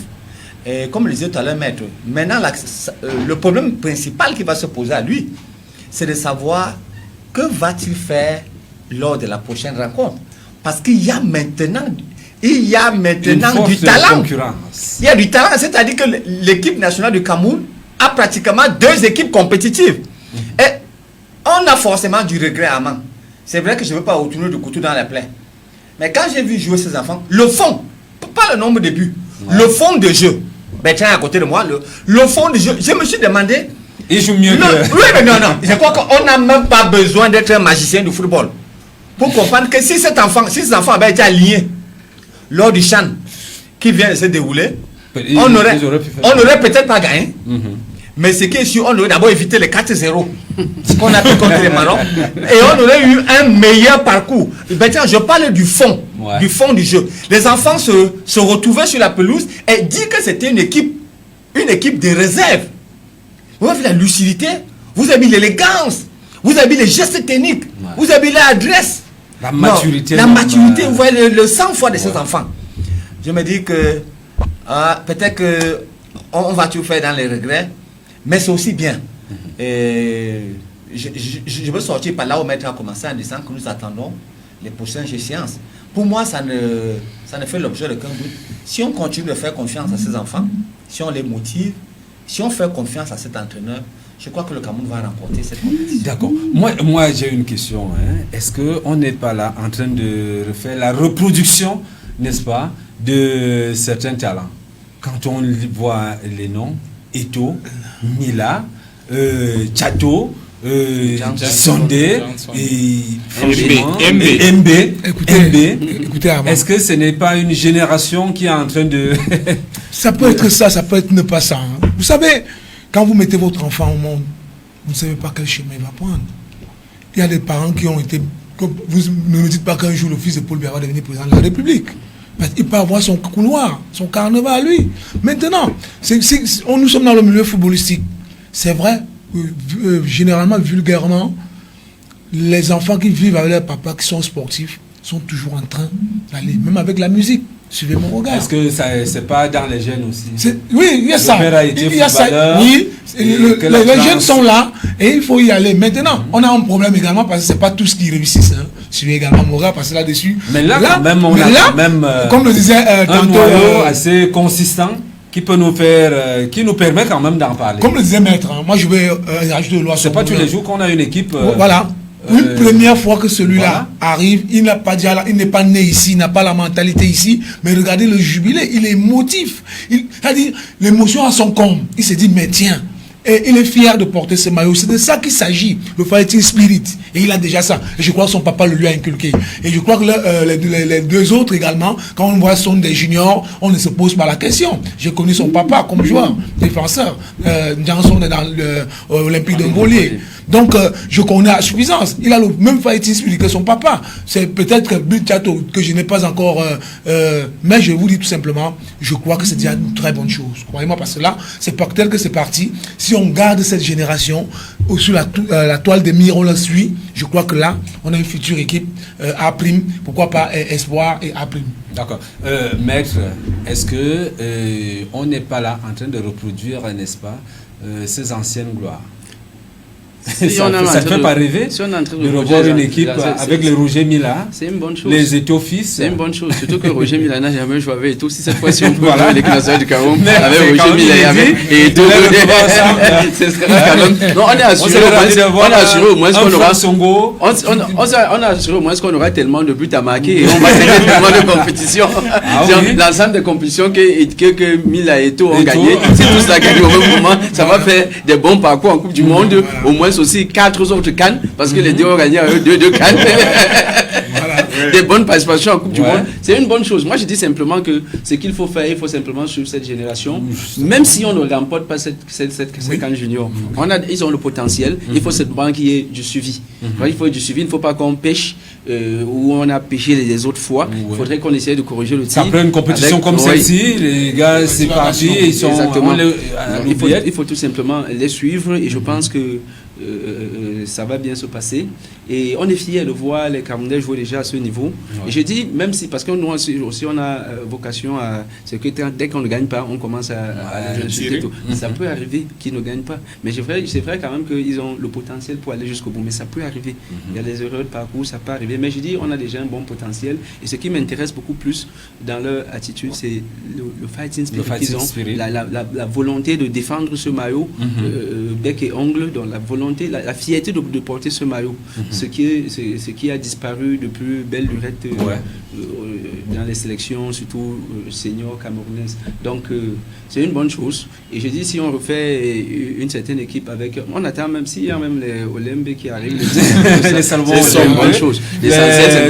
L'essentiel, il y a même le petit son qui a signé au Paris FC. L'essentiel, c'est qu'il soit performant. Moi, je ne regarde pas, je ne suis pas comme certains qui pensent que c'est parce que Eto'o c'est son père, parce que c'est Tchato c'est son père. Non. Si le gars est talentueux et si ces gars sont talentueux, qu'on leur donne leur chance. Être le fils d'Eto'o, c'est un malheur d'être le fils d'Eto'o. On ne peut plus se déterminer. Et là, il a mis tout le monde d'accord. Tout le monde d'accord. Voilà. Et je pense qu'il faut l'encourager dans cette lancée, encourager tous ces jeunes-là, surtout qui ont la possibilité de jouer dans d'autres pays et qui déjà dès à présent ont pensé à choisir le Cameroun et qui défendent la couleur du pays, les couleurs du pays, bec et ongle. Vous avez vu, je vais prendre un exemple d'un certain joueur qu'on appelle Thiam qui vient de signer à Marseille. Ouais. Je suivais son interview l'autre jour, il dit que non, il attend que l'équipe de France le sélectionne. Mais après, quand il sera en baisse de forme, il va faire ce qu'il n'a pas fait là, il va vouloir revenir à l'équipe nationale du Cameroun, mais il sera trop tard. Même chose avec les Patrice Nouma Ngok et je parle encore de Itange. Donc moi je pense que c'est dès à présent qu'on doit se déterminer si on va jouer pour le Cameroun ou pas. Porter le maillot vert rouge jaune, ça doit être une fierté parce que sur le plan footballistique dans le monde, le Cameroun n'est pas une mince nation. Hein. Donc ceux qui mettent la balance, le Cameroun sur la balance entre la France et l'Allemagne et ainsi de suite, c'est leur problème. On peut avoir plusieurs Moukoko et au moment venu, lui-même, c'est lui qui va courir encore, qui va vouloir revenir à cette équipe, dans cette équipe. Alors maintenant, on a des talents, faisons avec ceux qui ont la volonté, ceux qui ont l'esprit. Ceux qui veulent bien faire avec nous. Ceux qui veulent bien faire avec le Cameroun, ceux qui sont patriotes et ceux qui croient en ce pays. D'accord. Alors, Bertrand, des patronymes décriés, parce qu'il faut le dire, quand les listes sortaient, c'est tout le monde qui décriait que ben voilà, on ne prend que les fils d'eux, et puis. Mais curieusement, ils font l'unanimité. Oui, je voudrais vraiment, les autres ont dit de très belles choses. Il faudrait comprendre que les fils des anciennes gloires, c'est très significatif. C'est même un grand cri. Pourquoi? Parce que moi qui suis à la diaspora, on était toujours en train de... Pourquoi est-ce que les autres ne viennent pas? Parce qu'il faut bien poser cette question. Pourquoi ils ne viennent pas? Parce qu'ils ont un reflet négatif. Ça veut dire que les gens apportent plutôt le négatif pour les expliquer comment est le Cameroun. Or, quand ces anciennes gloires sont avec leurs enfants, ils leur donnent plutôt un reflet positif. Donc, c'est à peu près ce qui se passe dans la diaspora. Et j'ai toujours décrié cette diaspora que la diaspora est beaucoup plus quantitative et n'est pas qualitative. Parce que cette diaspora quantitative fait en sorte que même quand il y a la qualité, elle est inhibée. Pourquoi? Parce que c'est le reflet négatif qu'on renverse aux enfants. Quand tu vas aller au pays, on va te demander de l'argent. Quand tu vas aller au pays, il y a la sorcellerie là-bas. Quand tu vas aller au pays, il y a telle ou telle chose. Mais là, les anciennes gloires sont en train de faire quelque chose de très important. Et surtout là, même qu'il faut féliciter le sieur Eto'o, parce que si Eto'o donnait le négatif qu'il recevait du Cameroun à son fils, il ne viendrait jamais. Il ne viendrait jamais au Cameroun, mais il lui a dit non, c'est ton pays, même si quand on marche sur toi, il faut toujours rester debout. Et puis voilà, le petit a été séduit par le discours paternel qui l'a encouragé. Et c'est la même chose avec Tchato, c'est la même chose avec Johnson qui a même été frustré parfois, mais il n'a pas dit à son fils qu'il ne faut pas y aller. Par exemple, il y a d'autres que je ne peux pas citer ici. Si c'était leur fils qui jouait peut-être au Paris Saint-Germain, ils ne viendront jamais. On les connaît dans la toile, on connaît leur position. Ils allaient plutôt dire qu'il va signer en Malaisie, alors que ce n'est pas ça le problème. Tout le monde a sa place ici, et je le dis toujours, personne n'est à la place de l'autre. Nous avons vu ce que les enfants font, c'est très édifiant. Et je pense même que ceux qui vont hésiter, qui ont l'âge de ces enfants-là, vont même beaucoup regretter, parce que ces enfants plutôt sont en train de les attirer pour qu'ils viennent au pays. Parce qu'on ne va pas... par exemple, si le petit Eto'o ne joue pas, les gens à la diaspora allaient poser la question, pourquoi le fils d'Eto'o ne vient pas jouer au pays? Et maintenant, quand il vient jouer, on dit non, c'est son père qui impose qu'il joue. Or, son père, on a vu, tout le temps que Samuel Eto'o a joué, comment se fait-il que... Je reflète toujours cette image. Regardez l'image. On a un corner au stade Omnisport. On veut remplacer Tchoupo, qui est un avant-centre comme Samuel Eto'o. Samuel Eto'o refuse que ce garçon sorte avant qu'on ne joue le corner. Mais les gens n'ont pas vu cette manière de penser déjà à la relève, de penser à l'autre. ils ont plutôt vu le geste qu'il a fait comme si c'était un geste négatif. Pourtant, l'entraîneur ne s'en est pas plaint. Oui, l'entraîneur ne s'en est pas plaint. Vous avez vu un autre geste. En Coupe du Monde 2014, qu'on le reproche, il n'a joué qu'un seul match. Mais les autres ont joué 2 matchs. Et lui, il a insisté que Webo soit de la partie, qui était un avant-centre comme lui. Voilà. Hein? Comment est-ce qu'il n'a pas refusé qu'on ne sélectionne pas un autre avant-centre quand les gens pensaient qu'il était moins compétitif? Donc, vous voyez à peu près des choses que les gens essaient un peu de vouloir incriminer quelqu'un. Et voilà, il a laissé son fils, il lui a donné le reflet positif du Cameroun. Et l'enfant même est venu. Moi, je l'ai vu la première fois avec les U17. Le petit était super frustré quand il est rentré du Brésil. Ouais, justement. Il était super frustré. Il était frustré parce que ce que vous ne comprenez pas, c'est que moi qui suis né à la forêt équatoriale, j'ai mon fils qui est né de l'autre côté. On n'a pas la même mentalité. La manière que je peux voir Armand, ce n'est pas la manière que mon fils peut voir Armand. Lui peut voir que je suis son père, mais Armand c'est un noir. Est-ce que vous comprenez? Donc si toi tu parles mal à mon fils, il va digérer mal par rapport à quand moi je lui parle mal. Oh, moi je te vois que c'est mon frère. Tu peux me dire ce que je veux parce que chaque pays a son éducation. C'est ce que les gens doivent comprendre. La manière qu'on éduque les autres ailleurs, ce n'est pas la même manière. Et je suis très content de cette génération parce que ils ont vraiment sonné une cloche que les autres ne vont que suivre. Parce que si le petit Moukoko ne vient pas maintenant avec tant de talent, lui-même étant en Allemagne, pourra se douter, lui qui est même né au Cameroun. Les autres même ne sont pas nés au Cameroun. Est-ce que vous comprenez? Cet enfant-là, quand on va lui dire que tu vas aller jouer, attention, il y a Eto'o là-bas, lui met les buts à chaque match, lui-même il va, Eto'o. Et vous voyez, ça va le surmotiver et on aura une très bonne équipe. D'accord. Quand on porte le nom Samuel Eto'o, Roger Milla, Jean Sondé, est-ce qu'il y a une pression supplémentaire? Je ne pense pas, Armand. Comme le disait tout à l'heure Bertrand, c'est tout simplement une histoire d'amour, d'inculquer à nos enfants l'amour de la patrie, comme également l'a dit Maître. Vous savez, cela va de soi. C'est vrai, tu ne peux soit être comme ton papa, mais tu peux quand même essayer d'être comme ton père. Mais tu peux me le dépasser si tu te mets véritablement au travail. Moi, je veux dire, je vais prendre un cas qui a été un talent perdu par l'orgueil. C'était le fils de Jacques Franck. Ah oui, il a perdu beaucoup parce qu'il était orgueilleux. Tu vois un peu. Par contre, quand je regarde le petit Eto'o, je regarde le petit Sondé, je regarde Tchato, ils ont été assis au banc pendant les 2 premiers matchs.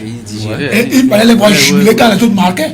Les gars s'est levé jubilaient. Ils sont même rentrés de la Coupe du Monde U17. U17, on les a déjà écartés dans l'association. Ils sont revenus. La presse même a très mal écrit. Et cela montre la suffisance que leurs papas leur ont appelé. Ils ont dit, monsieur, on ne vous a pas retenu cette fois-ci. La prochaine fois, on va vous retenir. Mettez vos travail. C'est de ça qu'il s'agit. Ils ont inculqué cela à leurs enfants. Aujourd'hui, les faire parler d'elles-mêmes. On ne peut que heureux et encourager cela. Et comme l'a dit Bertrand, c'est une sonnette d'alarme pour les autres de dire à leurs fils, voilà, les autres sont allés, allez-y. Étant jeune, comme Moukoko, s'il n'arrive pas à venir maintenant, il va passer à côté comme les temps sont venus, étant amortis et consorts. Comme on entend Koudou qui est en train de toquer déjà à la porte. Quand on voulait de lui, il toque à la porte. Donc vous comprenez. Et donc c'est également vrai que donc, vous voyez un peu donc Armand, on ne peut que s'enorgueillir. Si un ancien footballeur, un foot qui joue au football et qui peut rendre service à son pays, qu'il vienne. Rigobert Song, son fils brillant Rouni Song a signé pour 2 ans à Paris FC. Pourquoi pas il sera utile pour notre équipe. C'est de ça qu'il s'agit. Et je suis sûr, lui il a d'abord commencé ici au pays, avec Eding. Brillant. Il a commencé avec Eding, il était dans l'académie d'Eding avant de s'envoler. Donc je dis tout simplement, on ne peut que s'enorgueillir quand on a ce genre de situation. Je voulais dire une dernière chose à propos. Je ne sais pas pourquoi, mais je pense que les Camerounais sont foncièrement méchants. Foncièrement méchants, jaloux, et on ne sait pas ce que les gens veulent. Je ne comprends pas ce que les gens sont allés chercher dans les réseaux sociaux et certains journalistes pour ressortir maintenant. Ah, il avait abandonné son enfant. Ah, il avait abandonné. Vous voyez que les Camerounais n'aiment pas quand les gens s'entendent. Dès que les gens s'entendent, c'est une attitude que moi je n'ai pas compris, que je ne comprends pas du tout. Après les 2 buts du petit Étienne, tous les réseaux sociaux, vous avez vu, chacun, oh, il avait abandonné son enfant, oh, c'était une histoire de ce quoi, il avait abandonné, on reçoit une lettre, on dit que Étienne envoyait à Georgette pour dire, j'ai essayé d'appeler papa depuis une décroche parce qu'il a changé son numéro. Mais à qui ça profite? Qu'est-ce qu'on gagne en faisant cela? Qu'est-ce qu'on gagne en faisant cela? Et moi, il y a aussi une certaine trame de journalistes qui relaient cela, ils avaient fierté, ainsi de suite. Moi, je suis devant quand on est même d'abord journaliste, c'est d'abord pour éduquer les populations, parce que vous êtes écoutés. Ce que vous allez dire va. Et je suis vraiment dépassé. Moi, je ne sais pas ce que les gens, en ressortant cela, ce qu'ils attendent, ou ce qu'ils cherchent, ou c'est simplement parce qu'on pense que je joue parce qu'on veut faire du mal à Eto'o ou bien à qui, je sais pas. Moi, je sais pas. Je vois pas pourquoi cette méchanceté-là qui ça profite. Je n'ai rien compris. C'est pour cela que j'ai dit qu'il fallait à tout prix que je parle de cela. Et pour demander aux gens quand même, aux autres quand même, même si qui n'a pas de problème dans sa famille, ça peut arriver, non? Ça peut arriver à tout moment. Mais l'essentiel maintenant, c'est qu'ils s'entendent. Ouais. Quel qu'en soit le cas. Donc pourquoi rentrer dans la vie privée des gens? Parce qu'on veut toujours... On risque de déstabiliser même... c'est ce qu'ils cherchent. Et en passant aussi, je dirais que j'ai suivi l'interview du petit ce matin. Il disait qu'il avait la chance de venir passer beaucoup de vacances ici au Cameroun.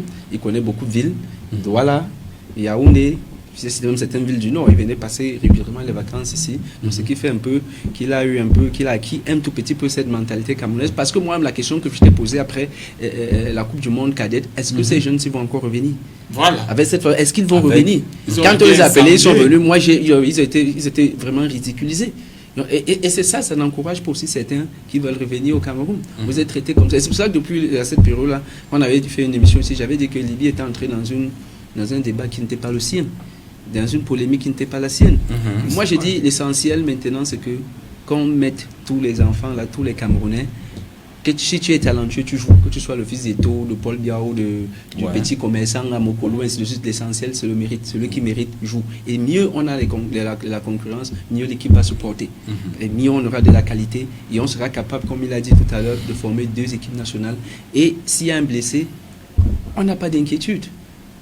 C'est ce que je voulais dire. Le coach Christophe Ousmanou, qui n'a pas cédé à la pression, un exemple de coach, un exemple de personnalité.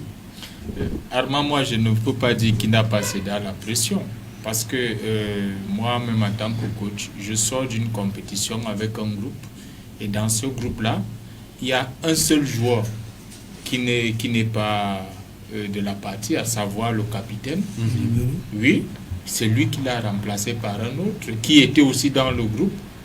Donc, je ne vois pas là où vous pouvez parler de pression. C'était un coach qui avait la suite dans ses idées.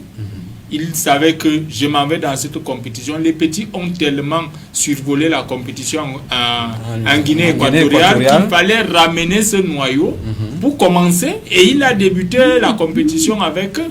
Au moment où ils ont la victoire, pourquoi changer au deuxième match? Dites-moi. Ce n'est pas un problème de pression, c'est juste un problème qu'il est resté dans son idée. Il a dit, j'ai gagné avec ses enfants, je vais les refaire confiance. Et il a continué, et il a gagné 2 matchs. Et au 3e match, c'était très normal qu'il puisse changer le statut pour donner aussi la chance aux autres. Donc, et je suis sûr, parce que lors de ce match contre le Mozambique, quand le petit Eto'o regarde le premier ballon, c'est tout le monde, c'est toute la toile qui est secouée, que voilà ce qu'on a dit, il ne vaut rien.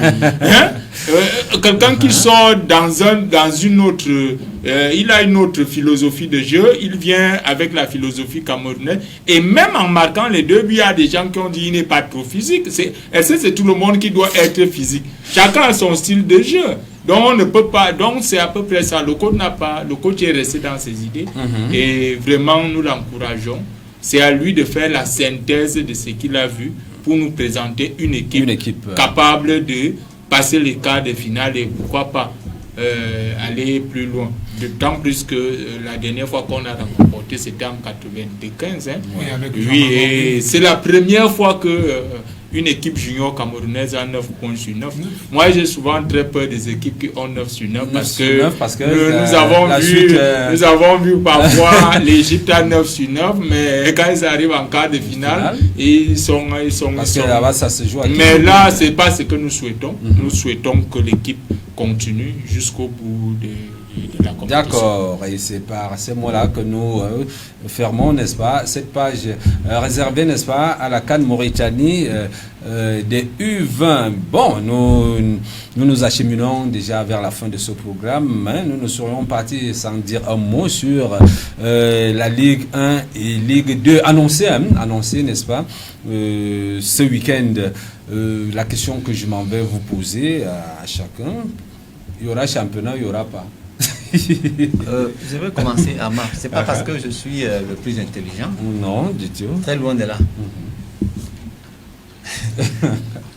Une aussi belle émission, nous aurons espéré qu'elle se termine sur de très bons auspices. Ouais. Mais l'actualité, bien entendu, nous rattrape. Et on ne peut ne pas parler. On ne peut ne pas parler. Fatalement, fatalement. Nous sommes là pour commenter l'actualité et elle est là, brûlante, cuisante. Et de l'organisation des ligues. Vraiment, à un moment, je ne sais pas si chacun d'entre nous se rend compte que nous aurons des comptes à rendre. D'abord à nous-mêmes, à la justice, au peuple et au bon Dieu. Comment est-ce que vous pouvez expliquer que lorsque les instances compétentes vous ont désavoué, lorsqu'on vous apporte la preuve de l'imposture, lorsqu'on vous apporte la preuve que vous n'êtes rien, lorsqu'on vous apporte la preuve que non seulement que vous n'avez pas toujours brillé par des faits d'armes, mais plutôt par des faits divers, vous vous entêtez dans la bêtise. Excusez-moi vraiment le terme, dans la bêtise. Comment est-ce que vous pouvez expliquer qu'au moment où nous parlons, la Ligue de football, la raison d'être de la Ligue, justement, c'est l'organisation des championnats. Ouais. Parce que si, dans la philosophie, la FIFA, l'organisation des championnats est du domaine des ligues. Alors, comment est-ce qu'une autre instance, je veux aussi rappeler aux auditeurs que la Ligue a la personnalité juridique, c'est-à-dire une autonomie de fonctionnement, et doit répondre à ses actes. Je veux aussi rappeler ici que la Ligue a déjà les équateurs. Voilà, les équateurs, ça c'est... il y a un autre panéliste qui a une expertise assez avérée dans ce domaine, les équateurs. Je veux aussi rappeler aux téléspectateurs, aux internautes, que le texte de la FIFA, qui désigne l'intérim, à la tête de la Ligue, est même déjà attaqué. Bien sûr, bien et sûr. On a même déjà demandé les mémoires de défense. Justement. C'est-à-dire au moment où nous parlons, il est maintenant question de soutenir juridiquement leur point de vue. Qui est encore des messieurs qui a demandé des explications à la FIFA. Les mémoires de soutien. Comment les gens s'entêtent encore à prétendre organiser des championnats alors qu'on vous a démontré que vous n'êtes rien. Vous n'êtes qu'un imposteur. Donc moi je préfère ne pas être très abondant pour un premier jet. Il y aura championnat, il n'y aura pas. Non, il n'y aura pas. Là. Non, il n'y aura pas. Pour une raison simple. Laquelle? Hormis ces arguments juridiques, c'est que l'instance qui est supposée organiser n'a pas de stade. Ça suffit simplement que si l'État, ou alors par décision de justice, on décide de sceller, parce que c'est vers là qu'on part, vers le sceller, mais il faut organiser les championnats. Donc on voit que ça pose quand même un certain nombre de problèmes. Il faudrait qu'à un moment que certains de nos responsables se ressaisissent et pensent à l'intérêt supérieur. Dans quelques mois, Armand, les gens croient que 2022 c'est très loin. Dans quelques mois, nous allons organiser le CAN. La CAN. Il est de bon ton que chacun se ressaisisse, revienne sur terre et priorise l'intérêt supérieur de la nation. D'accord. Pierre Claver, vous, quelle est votre grille de lecture de cette actualité? Championnat, il y aura. Championnat, il n'y aura pas. Je reste stupéfait parce que l'actualité même déjà démontre à suffisance que... parce que nous, on voit quand même... Moi, je veux bien que le championnat démarre. Parce que je le dis à qui veut l'entendre. Moi, je veux que le championnat démarre parce que... Quel que soit... oui, puisque aujourd'hui, la personne qui a foutu le bordel, il est là, c'est l'intense laitière FIFA. Moi, je vous le dis sincèrement. Elle a foutu un bordel dans cette histoire-là. Elle ne peut pas donner dire si, elle dit ça. Elle doit être... Elle a foutu le bordel. Maintenant, si la décision qui va sortir le 29... moi je donne raison à la FECAFOOT par le TAS, ils organisent. Si le TAS dit que non, remettez à qui de droit, ils organisent. Mais sauf que on revient sur un truc, une histoire où on aurait dû mettre la clé sur l'opération depuis. Je m'explique. Dès que la première sentence du TAS était sortie en faveur de la Ligue, il fallait laisser que la fédération laisse la Ligue organiser ses 8 mois et fout le camp. Il fallait laisser organiser les 8 mois. C'est aujourd'hui, nous sommes au moins à la 15e journée. Au moins, je dis, ils ont été égoïstes, ils ont été conservateurs de ne pas laisser la Ligue. Et j'ai dit aujourd'hui, ça nous, les mêmes faits posant les mêmes causes posant les mêmes effets. Aujourd'hui, on se retrouve dans cet imbroglio. Et j'ai dit, si ça démarre dimanche, samedi, tant mieux. Ça ne démarre pas, tant mieux, parce que c'est nous qui avons cherché. Non, mais quelque chose, je veux dire que même si le championnat démarre, il y a des risques d'invalidation. Je m'explique. Parce qu'il y a une décision du TAS, qui est la plus haute instance, qui confère l'organisation du championnat à la Ligue. C'est une décision juridique du TAS. Ça signifie donc que si ce championnat est organisé sans la Ligue, même si les compétitions ont lieu, même si les matchs se jouent, ça va être invalidé. C'est-à-dire que ça sera de nul et nul effet. Puis il y a des plans de clubs qui ont même dit cela. Ils ont dit, si c'est la fédération qui organise, on va venir jouer. Mais sauf qu'on va cautionner. Ah oui, et pour ne pas valider ce championnat. Donc, d'accord. Moi, je tombe des nues. Hein. Allons-y. On veut jouer au foot ou on ne veut pas jouer. Tu joues un championnat que tu vas aller demander après qu'on invalide. Est-ce que le TAS se saisit de l'affaire?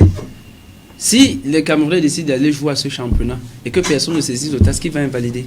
Personne. Voilà. C'est là où se trouvent tous les problèmes. Parce qu'on est dans un juridisme béat. Ah oui. Parce que les gens, dans leur tête, c'est que si c'est pas moi, ça comme on dit au quartier, c'est pas moi, c'est rien d'autre, ça ne se joue pas.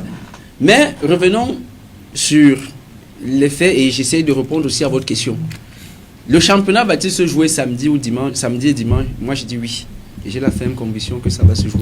Sur quoi fondez-vous votre assertion? Je fonde mon assertion déjà sur la note qui est partie du cabinet civil de la présidence de la République qui demande de mettre les stades à la disposition de la FECAFOOT. Ça, c'est deux. De deux, le dernier courrier de la FIFA qui a reprécisé la position de Seydou Bobo-Dia en tant que président intérimaire. Voilà. Moi, les gens veulent accuser le TAS. Pas le TAS, parce que les gens ne veulent pas accuser le TAS parce qu'ils pensent qu'ils gagnent tous les problèmes au TAS. Ils veulent accuser la FIFA. Je ne vois pas pourquoi on va accuser la FIFA. Le TAS rend une décision.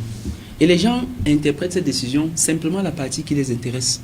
La partie qui ne les intéresse pas, on n'applique pas. Le TAS rend sa décision, sa décision a plus de 30 points.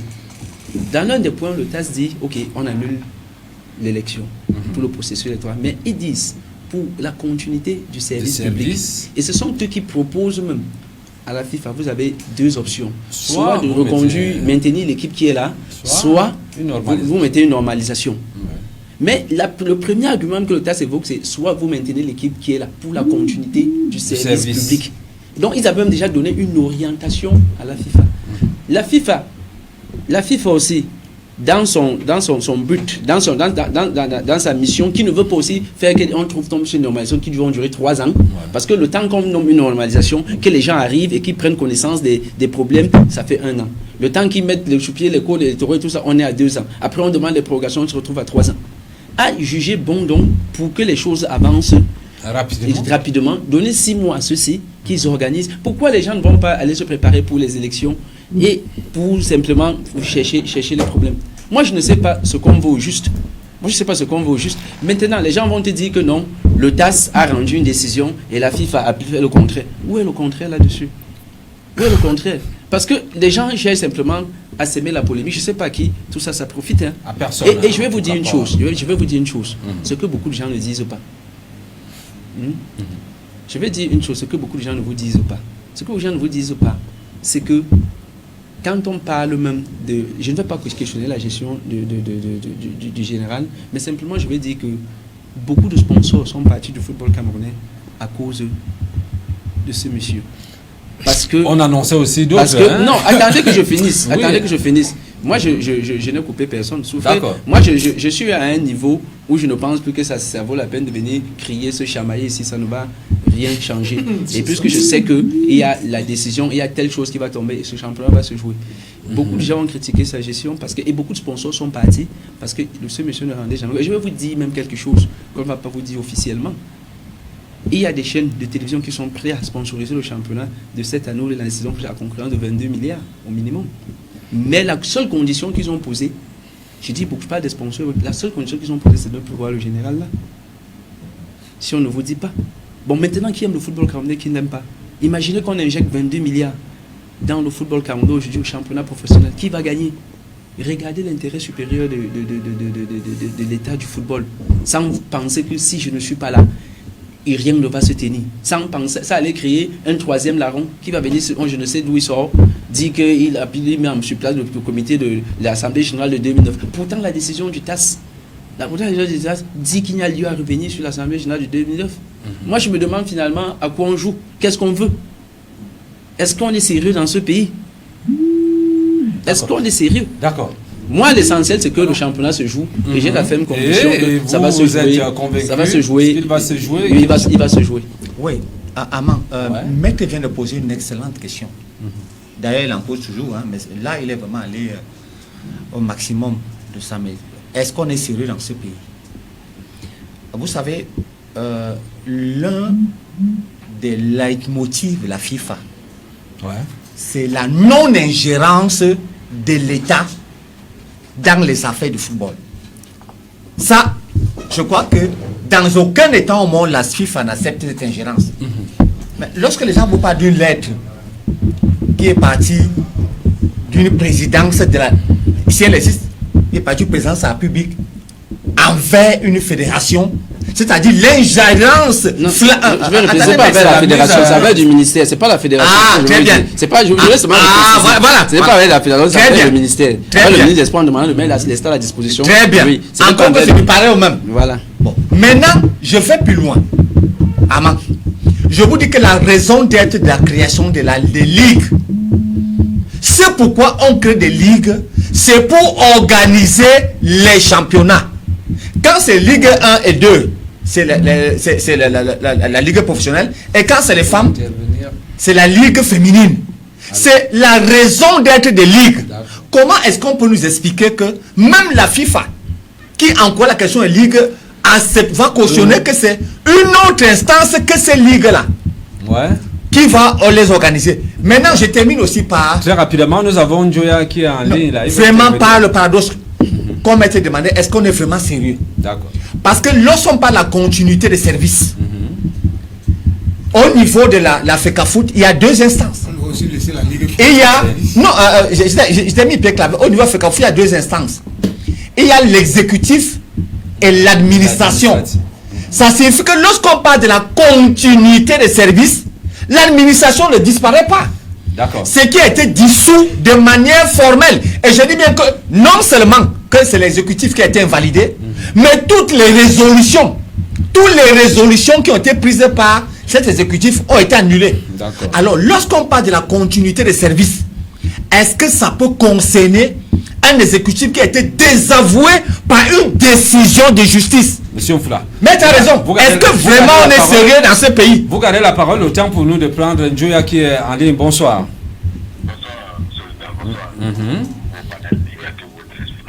Ouais.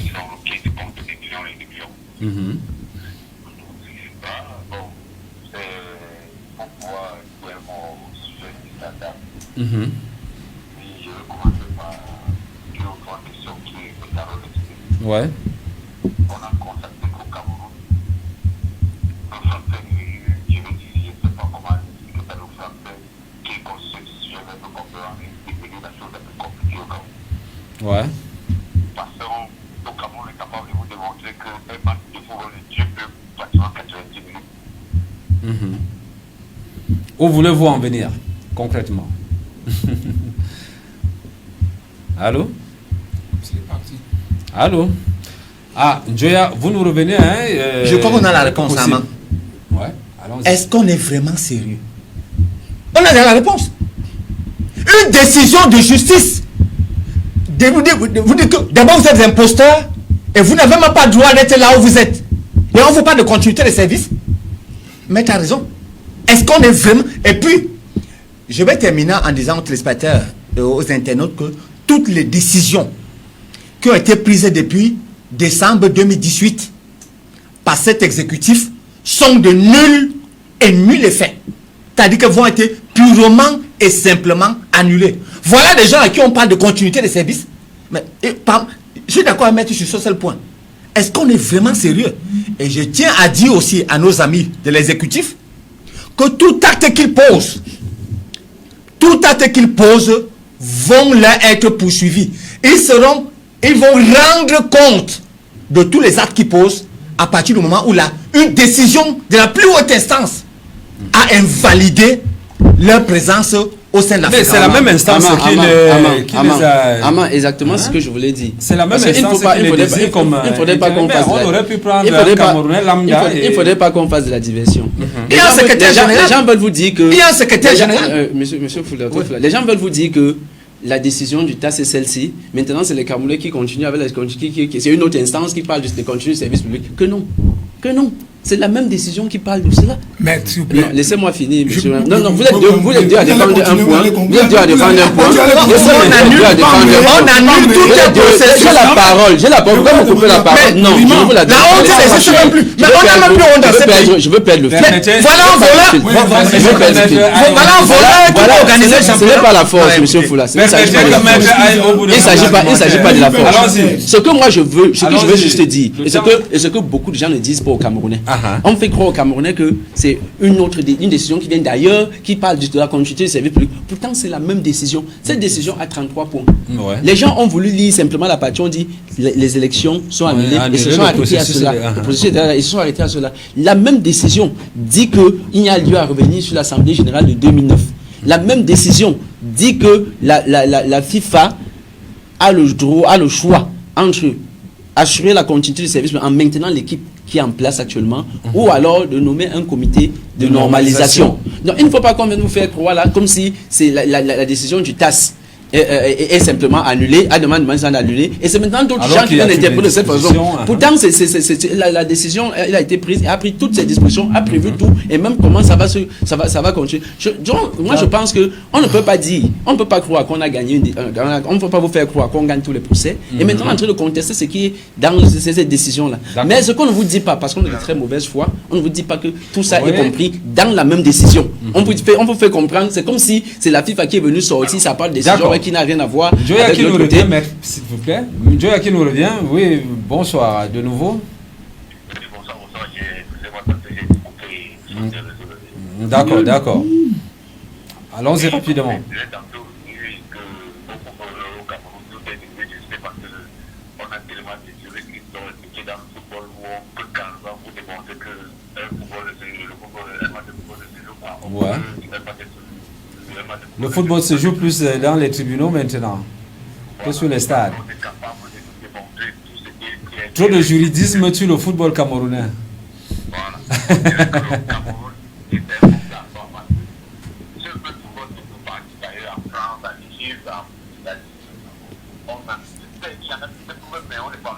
Les Camerounais sont-ils devenus trop intelligents au point où ils interprètent et ceux qui en partie en réalité sont les footballeurs parce que tous ceux qui discutent autour sont bien entiers avec l'agent de football produit par le football. Ouais. Et les joueurs. Je vais vous rappeler, il était passé, vous l'avez eu à finir la PDP, il était passé jusqu'au juillet, fait qu'Arsenal perçu pratiquement leur prix. On n'a fait rien, on n'a dit rien. Maintenant, le deuxième défaut, c'est que quand c'est construit, et il faudra se jouer parce que il faudra parce que ce qu'il peut demander à l'État, il faudrait que l'État demande d'audience au chef de l'État, comme on a toujours l'habitude de le dire, c'est qu'il faut arrêter tout et avoir la peur et la crainte d'être suspendu par la FIFA. En 2019, quand l'Égypte fait oui, allez-y, vous chutez. Oui, on a fait démissionner le président de la fédération égyptienne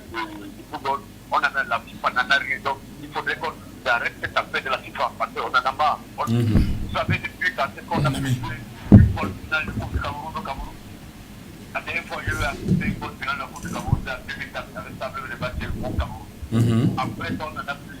On a organisé un bon championnat qui était bien difficile au Cameroun. Je m'en souviens pas. On en a pas de ceux qui tournent autour de président. D'accord.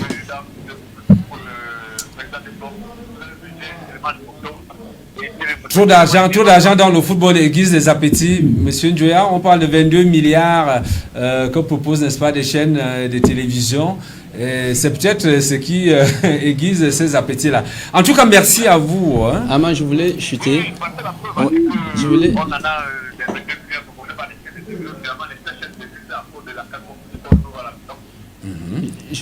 je voulais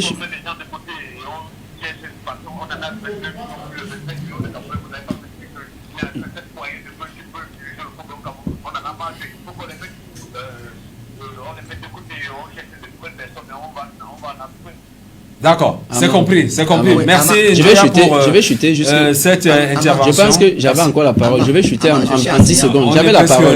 Je vais chuter en 10 secondes. En 10 secondes, juste pour dire que, juste pour dire que on ne peut pas être là. On dit qu'on appartient à la FIFA et les gens vous disent que la FIFA, il faut qu'on s'en foute d'elle.